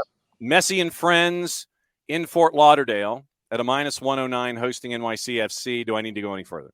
No. Also at 7:30, the Purple Team hosting Red Bulls. Purple Team's a +143. Draws a +219, and Red Bulls are a +204. So you're taking the Red Bulls outright. Yeah, we're doing Red Bulls, bud. Okay. Oh, wow. Okay. Also at 7:30, the Fighting Herdmans host. Now, this is a touchline battle that I can't wait. Toronto hosting Sporting Kansas City. The battle of John Herdman and Peter Vermes. Toronto's a plus 154 favored at home. Draws a plus 234 in the composite. Sporting Kansas City is a plus 175.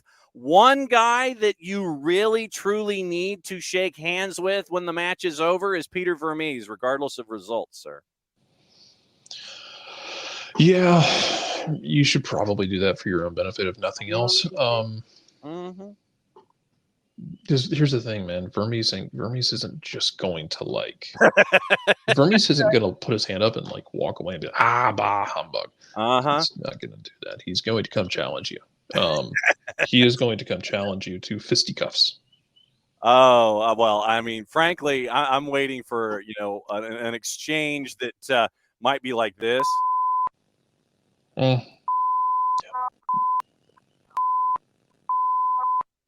Something like that on the touchline where your parabolic microphone and the guy who's holding it might be challenged to turn it in another direction. Yeah. That one's going to be fun. And I mean, I know that after what happened or what didn't happen last week in Toronto, we know that Gonzalo Pineda is a stand-up gentleman across the board, but shake hands after the match, John Herdman. Not going to worry about it at this point. There's nothing to argue about with it because it's done and dusted at this point. If you worry about it, all of a sudden you're like, we're sitting here continuing to it was fine to talk about it at the moment, but now we're done with it. Because if you continue to sit here and worry about it, all of a sudden you're going to let certain Shaqiri, the black hole himself, basically playing like soccer Al Jefferson out there. Joe Johnson. Well, I don't know. DeJounte Murray last night. DeJounte Murray put 45 shots. Yeah, that's true. DeJounte Murray put up 45 shots in a game against Jason Tatum, and then mentioned Kobe Bryant as if to summon the ghost just to taunt Tatum even more. Yes. Oh my God, that was just the perfect storm of stupid. Yes. They were a big dog, not a 9.5 point dog going in. Because there's no logic to Atlanta beating. No. There's no logic to Atlanta beating the Boston Celtics. I get both games were in Atlanta, but there's no logic to winning one or both of those games. It was dumb. Yes. But yeah, you spend all that time worrying about that. All of a sudden, the black hole himself is going to put 2 goals past you. So don't worry about it. Don't worry about it. I want to see if it's a trend, though. I want to see if it's a trend involving. That's fine if you want to, but like I said, I'm going to take notes. 8:30 first round of Copa Tejas at Q2. Austin FC is a plus 144. Draws a plus 242. FC Dallas a plus 185. Yeah, draw. Houston hosting your Quakes, sir. Houston. Minus 115. This is always a fun rivalry, too, because don't forget that Houston exists because they used to be Quakes. That is true. The title that Houston claims was won in San Jose. Yeah. But give me Houston in this one. Benny Ball. 8:30, Nashville hosting Crew at Geodis. Crew. At a plus 122. Crew. Nashville's a plus 206. How worried should we be about Gary Smith? I think we should be worried. I don't think this game should contribute to that. Will it? Maybe. I don't think it should. Yeah. Because, yes, you should be worried about Gary Smith. You should be worried about the fact that they are no longer the defensive stalwarts. They are no longer defensively punishing teams and just being an impossible block to break down, where it turned into a ground match. It was like watching Kurt Angle at times where, this match got on the ground. Well, you've lost. This match turned into Nashville going up 1-0. Well, you've lost. All that matters now is whether you want to lose 1-0 or 2-0 and give up an amazing counter goal to Hani Mukhtar. Yeah. But the fact that you're not that defensive animal anymore, that was just an impossible wall to break down. Mm-hmm. Nashville's been getting leads and then either giving them up or damn near giving them up at a pretty consistent clip. Look, Columbus lost a game last week in which they got a red card in the 30th minute, I think. Scored down a man, had it wiped away, and then gave up 2 outstanding golazzos to Charlotte. I'm never really worried about Columbus right now as long as they're healthy. Yes. Nashville, I'm very worried about you. But losing to Columbus is not going to be the straw that breaks that camel's back for me. Yeah, you lose 5-0 out in Los Angeles. Joe Willis with a red, so that means that Elliot Panico will be between the sticks for this match also. Yeah, that was much more concerning. Yeah. Like, if we're going to talk about things that are concerning, giving up a 5 spot to an LAFC team that has not looked like it can put a 5 spot on anybody, that is more concerning. Yeah. It was 3-0 at the point when Willis got the red. Panico came in and they were down to 10 men. Panico ends up giving up 2 in, I want to say, the final 15 minutes to make it 5-0. 9:30. RSL hosting all caps. RSL is a minus 112 at home. And Caps, baby. This is the kind of game the Caps thrive on. Plus 281 for St. Louis City SC. The draw is north of that, almost a plus 285. 10:30. We got Nico to talk about this yesterday. With your protein power pack, the P3 of Paintsel, Peck, and Puig hosting Seattle at a minus 105. Seattle still has a boatload of injuries, and it's in key positions as well. And Seattle on the road is a plus 264. Your draw is a plus 274 on the road. I got to go with LAG here. And Galaxy. And the once again, you overpaid Paintsel, but hey. Whatever. You overpaid Paintsel, but whatever. Hopefully he puts up numbers. $19 million for both Paintsel and Peck to bring them in the door. Your over-under is, wow, okay. Over-under 2.5 is a minus 142. 3 is a plus 115. 3.5 is a plus 171. I like the 3.5, the over 3.5 at a plus 171. I think that LA is going to get goals. I think that one's probably going to have at least 4 goals on the board. I think LA is always going to get goals. Especially at home. I think that's just their existence. No doubt about it. Also, the latest of the late games also is a 10:40 kick. Vancouver hosting Portland in Cascadia. Vancouver. Yeah, minus 1. I think Vancouver. I think Portland will be fine this year. I think Neville will be. I think he'll have them fine. Will they be better than that? That's not for me to say. I can't predict that. I think he did some really underrated work in 2022 in Miami. I also think that it was time in 23, but also he was the sacrificial lamb for all of that. Oh, absolutely. Absolutely. But you could have justified it at the time because it was starting to wear down. But the Mad Italian's back. Yes. So all hope abandon, ye who enter here. Yes, Vanni Sartini back on the touchline. So at a minus 120, you get to roll that one there. And then obviously Atlanta United's a minus 132. I think that I'm going to look at the total here real quick. I think it's going to be something 3-1-ish. So considering that Atlanta's averaging in the 6 wins, they've scored 17 goals. That puts you at about 3.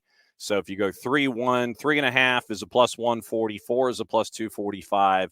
4.5 is a plus 315. So 3.5 once again a plus 140. I think you get there. I think that's pretty easy. In USL Championship, we got stuff to talk about there. We got League One. We got MLS Next Pro is weird. Atlanta United's off for 3. Yes, well, because they moved 2 of their games into like the back end of August. Yeah, so you got a 3-week layoff for Atlanta United too. USL Championship, we had Kaylor on for the first time, and our friends from the USL show in season. We got to discuss things with them tonight. The newly promoted North Carolina FC is taking on Hartford, Lou City, and Birmingham tomorrow afternoon at 4. And that one ain't never met a street fight that it never liked. That one's going to be at Lynn Family.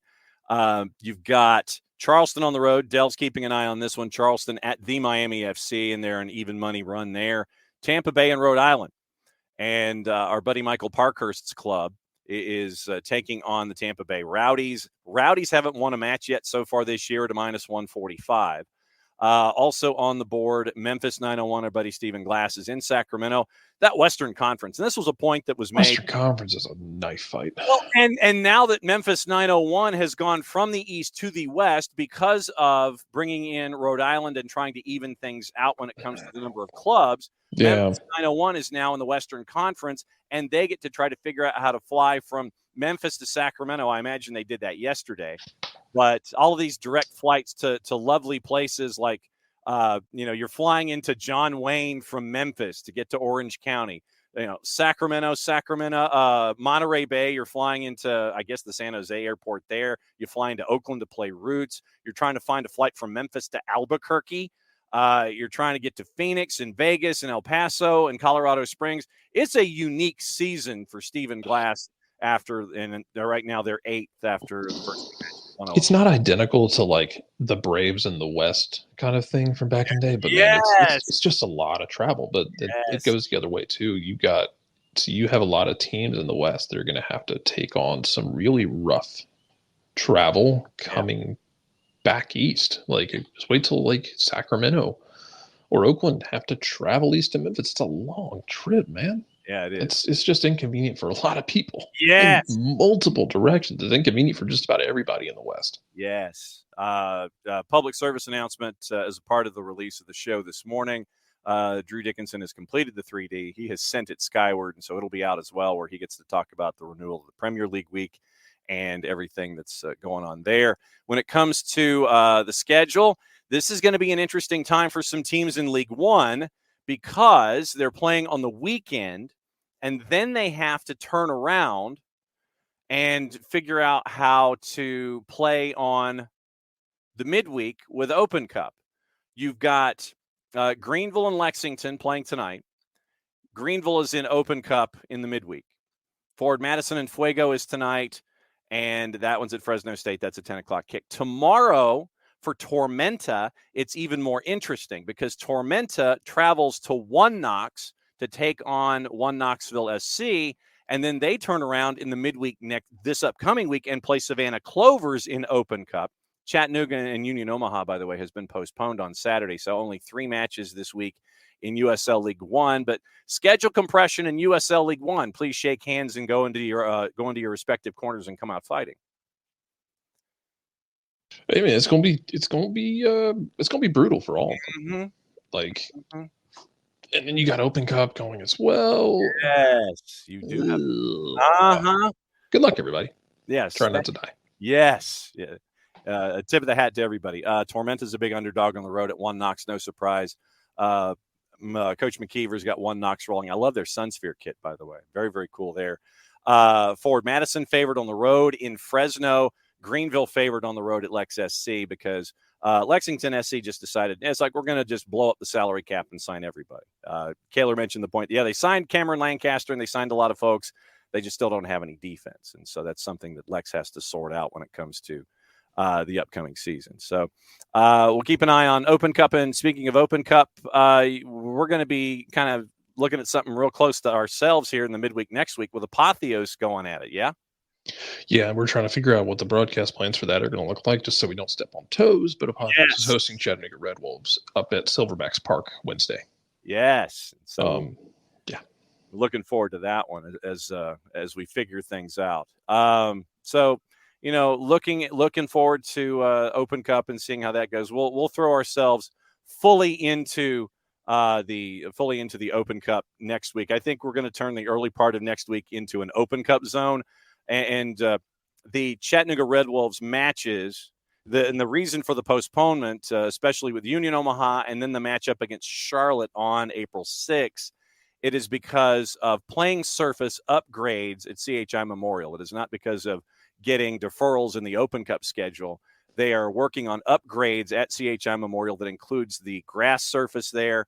And so the surface there. And so the surface upgrades are taking place now. So those 2 home matches have been pushed back down the line when it comes to Chattanooga. So we'll see what happens there with the rescheduling, and the dates are coming up. Still have not figured out the dates for that yet, but home opener April 20th at CHI Memorial, the 2 home dates Not Open Cup related for pushing them back, but playing surface updated for pushing them back. So we'll keep an eye on Red Bulls going forward. Woo! You mentioned it's going to be tough. You're not having a home match for about another 3 weeks for Chattanooga. Mm-hmm. They're out of the blocks in USL League One. News and notes. It looks like overseas that we are closer to. It looks like maybe Jess's beloved Reading might actually have an owner that is not named Dai Yong, but I'm not really holding my breath on it until it absolutely happens. There is a Swiss hedge fund group that looks like they might be the ones to pick things up and try to pick up the pieces, as it were. But as we all know, especially with this particular individual who currently owns Jess's beloved Reading, he always kind of likes to change the ideas about what he wants and when it comes to his demands and all of this kind of stuff. So keep an eye on it. Don't hold your breath. And until it happens, it happens. Fulham, I don't know if you saw this, Jarrett, but Fulham apparently with their new stadium plans, they're looking for, the enhanced hospitality experience. And I don't know.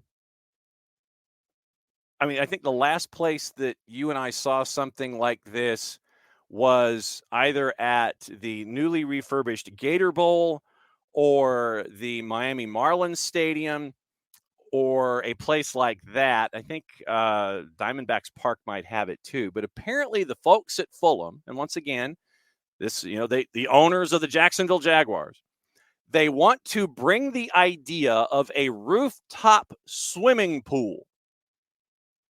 That's a very Jacksonville / Arizona thing, but okay. Remember, Arizona has the swimming pool out in right field. You can call it whatever you want, man. It's always going to be the Bob to me. It's always going to be Bank One Ballpark. You can call it whatever the hell you want. Just like Jacksonville is always going to be Alltel Stadium.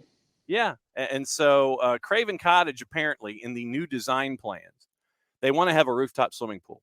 But yeah, when your owners are the owners of the Jacksonville Jaguars, I wonder if the Khan family is going to have a mascot rappel down from the rooftop swimming pool down onto the pitch with the game ball.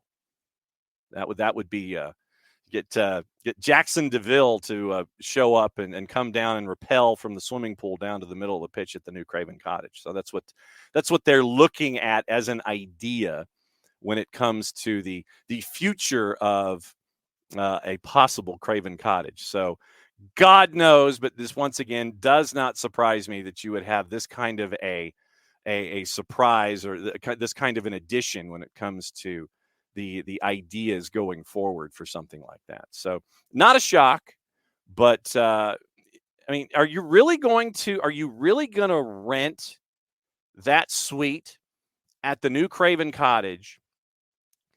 And are you going to do that for the festive fixtures matches at home? Are you really going to want to rent, unless it's a heated pool? You're really going to want to rent that rooftop suite for festive fixtures if you're at Fulham? No. I didn't think so. Yeah. Fulham, unanimously known for its warm and humid weather and great swimming conditions. Absolutely. You weren't here yesterday. We talked about the breaking news involving Sandro Tonali, hit with another 50 charges from the FA for gambling in a 60-day period from August to October of last year.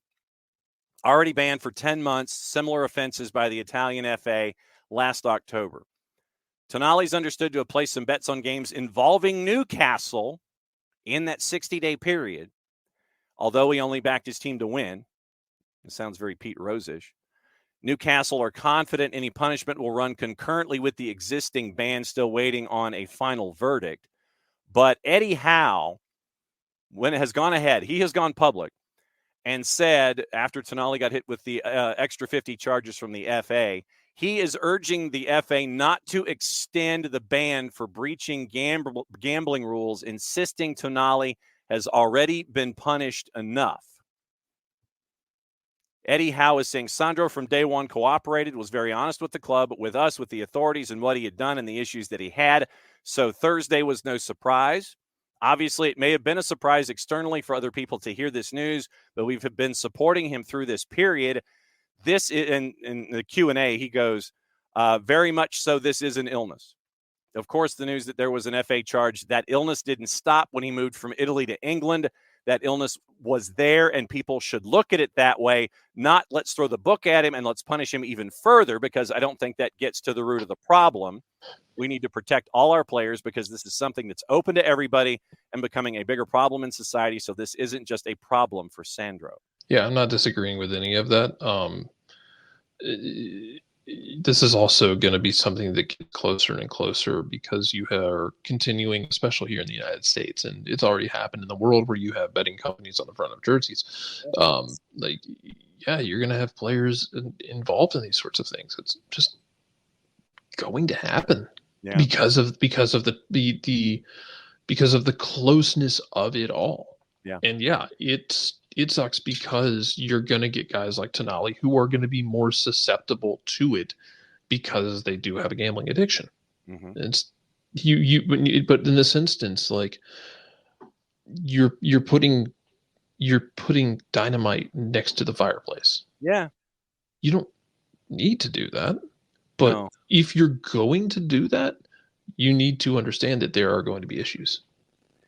And the Premier League is making a point to remove betting agencies from the fronts of jerseys coming up in short order, and it's kind of causing folks that are involved with these Premier League clubs to try to figure out what they're going to do with their sponsorships. I mean, there's a club in the EFL that has a billionaire owner that is inextricably that it is linked, because that's what his business is. He is one of these online casino guys, and he is a billionaire and he's tied to the club, and so everything blends itself together. So until something really does happen, you're like, this is a part of the day-to-day. We understand this, and the steps that the Premier League is trying to make, I wonder how much of it's going to stick and how much folks will be going around these issues to try to continue to have this kind of economic driver still attached. So, there's always ways that people will find to get around the rules if they want to skirt the rules. They will try and find the loopholes, the billable hours. They will not flinch, especially where revenue is concerned. And as long as they're there, that meaning the betting companies and these kinds of influences, it's going to make you wonder about players and their illnesses and their addictions and what they're being subjected to in a sensory dimension every single day. And then the expectations, we could get into the whole Tim Donaghy discussion. It's like, so what about influence? And you have networks that are tied to these kinds of things, and they sit there and are blatant sponsors of juice box elements and things like that. So it's not going away. That much we do know, and we would be naive to think that. And there will always be ways for folks to dance around what we see. But I would like for there to be some other things that would help out individuals like Sandro Tonali. Specifically for Tonali, I know where Eddie Howe's coming from. I really do. Where he's suffered enough is basically what Eddie Howe is saying. And if you continue to take away his job from him and what he loves from him, then you might make the individual worse. Not the situation, mind you, but you might have him continue to feel worse and worse and worse about his own personal state. And so I understand where Eddie Howe's coming from. I don't think, however, that you can just let it go. I think you're probably going to end up with some kind of a midpoint. You'll end up with a ban. You'll end up with something else that'll roll its way through. And so, like I said, I think that's probably the way it's going to happen. You're going to end up with something on the weekend. By the time we're done, you're going to end up with something with Sandro Tonali where it won't be a full, it might be a half, but you're going to be ending up with another, say, 6 months or something like that as we go. Before we get into gossip, rumor, and innuendo, what to watch and where to watch it. In the Premier League this week, you have some folks that are, chasing after staying out of the relegation zone. Apparently, Nuno said he punched something after recent instances of frustration. And the tape has now apparently come out about the coach that went after the ref. And he called him the C word, and it wasn't the chicken, one of his assistants of Nuno. And Nuno says his first reaction to hearing that Forrest had been docked 4 points was to angrily punch something near to him. And so Nuno actually punched something, apparently. And, you're waiting for the appeal. You're not posting any other extra information in the appeal, and this is what I think is dangerous for Nottingham Forest. It's like, okay, you're already docked 4 points. You're appealing. You can't present any new evidence, and if you lose the appeal, you might end up punishing yourself that much more by appealing the situation that you maybe should have just let lie. I'm thinking that's just me. I mean, that's what I'm staring at. Sean Dyche is baffled why Everton were punished more harshly than Nottingham Forest. So he's wondering why they got the heavy penalty. Forest appealing a 4-point deduction, having been found guilty of overspending by $34.5 million. Everton initially handed a 10 for a breach of 19.5, later reduced to 6. And Sean Dyche, I can't do a Sean Dyche voice. Maybe if it was earlier in the week, I could do a Sean Dyche voice. But Everton has a second hearing related to their last set of accounts, and that was held this week. A ruling is expected next week, so Everton could get the double whammy when it comes to points and everything. So once again, keep an eye at the bottom of the table in the Premier League. You got folks, yes, and Tom, one of our resident Evertonians.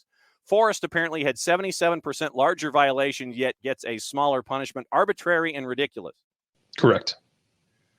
But again, we talked about this Wednesday. Like I said, there's certain aspects of the English game that might as well be run by Eric Bischoff. Like, not really joking at this point. Like, it's just kind of dumb.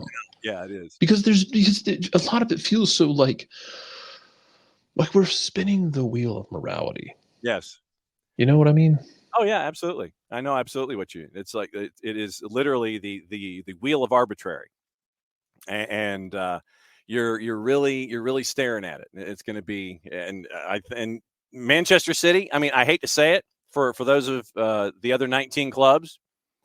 Manchester City is going to continue to kick the can down the road as much as they can. It literally is going to be. Look, man, there's two forms of law depending on how much money you got. Mm-hmm. And that second one, the larger one with the larger wallet, is the one that applies to City Football Group.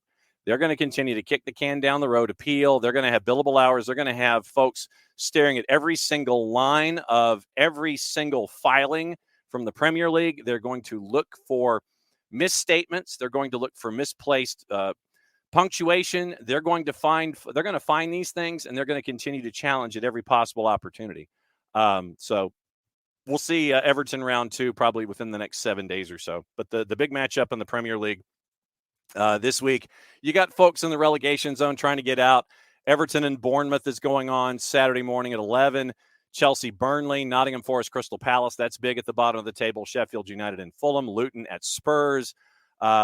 Brentford, Manchester United. I'm sure that Drew talks about that in the 3D. Manchester City, Arsenal. That's the big one. Liverpool and Brighton's early Sunday morning. Manchester City, Arsenal's the 11:30. And Manchester City is favored at the Etihad at a -106. Gossip, rumor, and innuendo. Newcastle considering making a £50 million bid for Shakhtar Donetsk winger Mikhailo Mudryk. Mudryk was brought in from Shakhtar for a rather large amount of money, so we'll see what it's worth to Chelsea.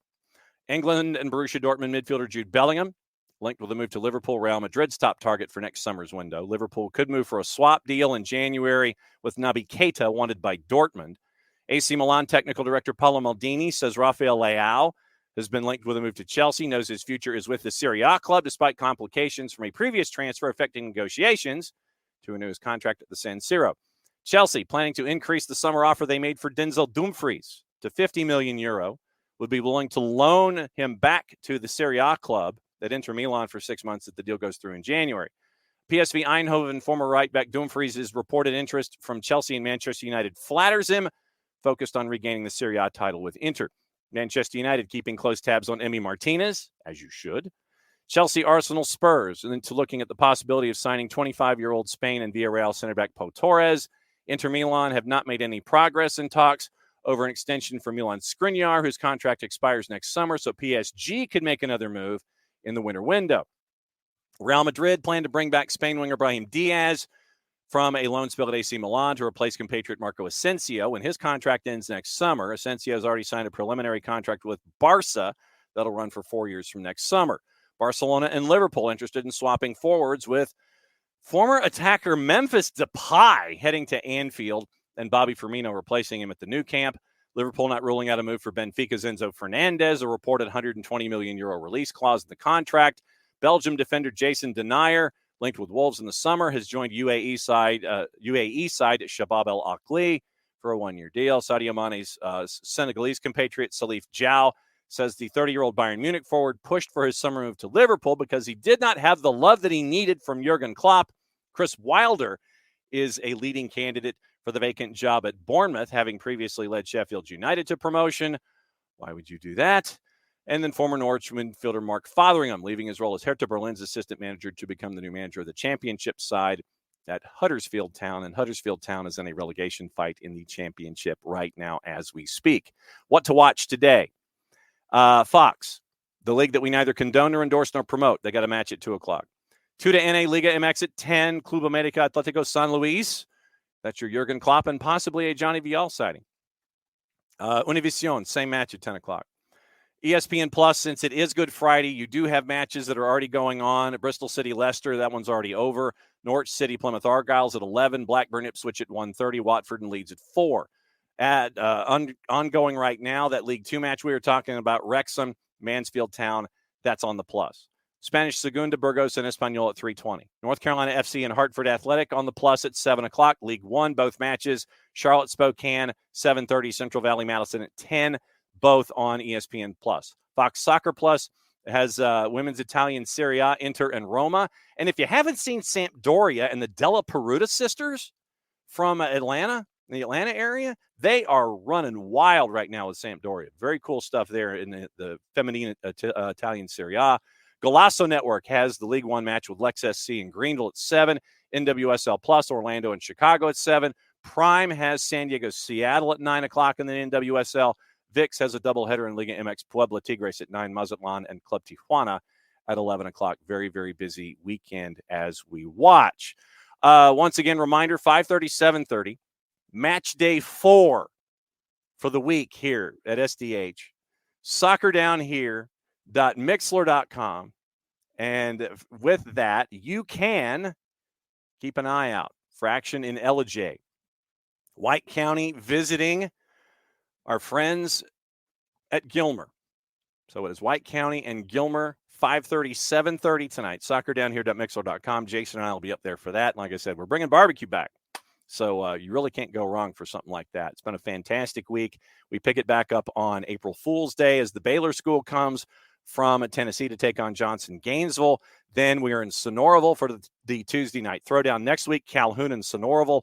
And then on the 5th, it's a girls-only match at 4 o'clock in the afternoon. Wesleyan and Calhoun. I'll be in Calhoun for that one. So that's the end of this week. And next week, Atlanta United. Looking forward to seeing some 17s in the 17 lot.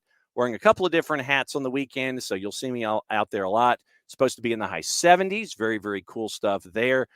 Great weather. Roof might be open. Jarrett, last thoughts from you now that the 4th has held up the light board and we are now into added time. No, we're over time. Bye. So that's it for Jarrett. Guys, once again, thanks for another fantastic week. It's been great with all the guests that we had, all the different places that we've been, and all the different stories that we've been able to tell. Next week, once again, more high school, more Open Cup, getting you ready for all of that, and getting you ready for another week in the sprint across all the divisions here in the Southeast. So for Jarrett, for Maddie Cruz, for Jason, they're at practice for Atlanta United. I'm just John. Thanks for hanging out with us for another good week of SDH. Mucha Platiel, play it safe. And since it is the end of the show, that means I get to do this. And yes, Abby, 3 points on the board would be very, very good. I think it's 3 goals and 3 points. I think that's what happens. We'll see it on Sunday. We'll see you there Sunday. And we'll also see you back here later this afternoon on the live side for the high school on the Friday night SDH Game of the Week.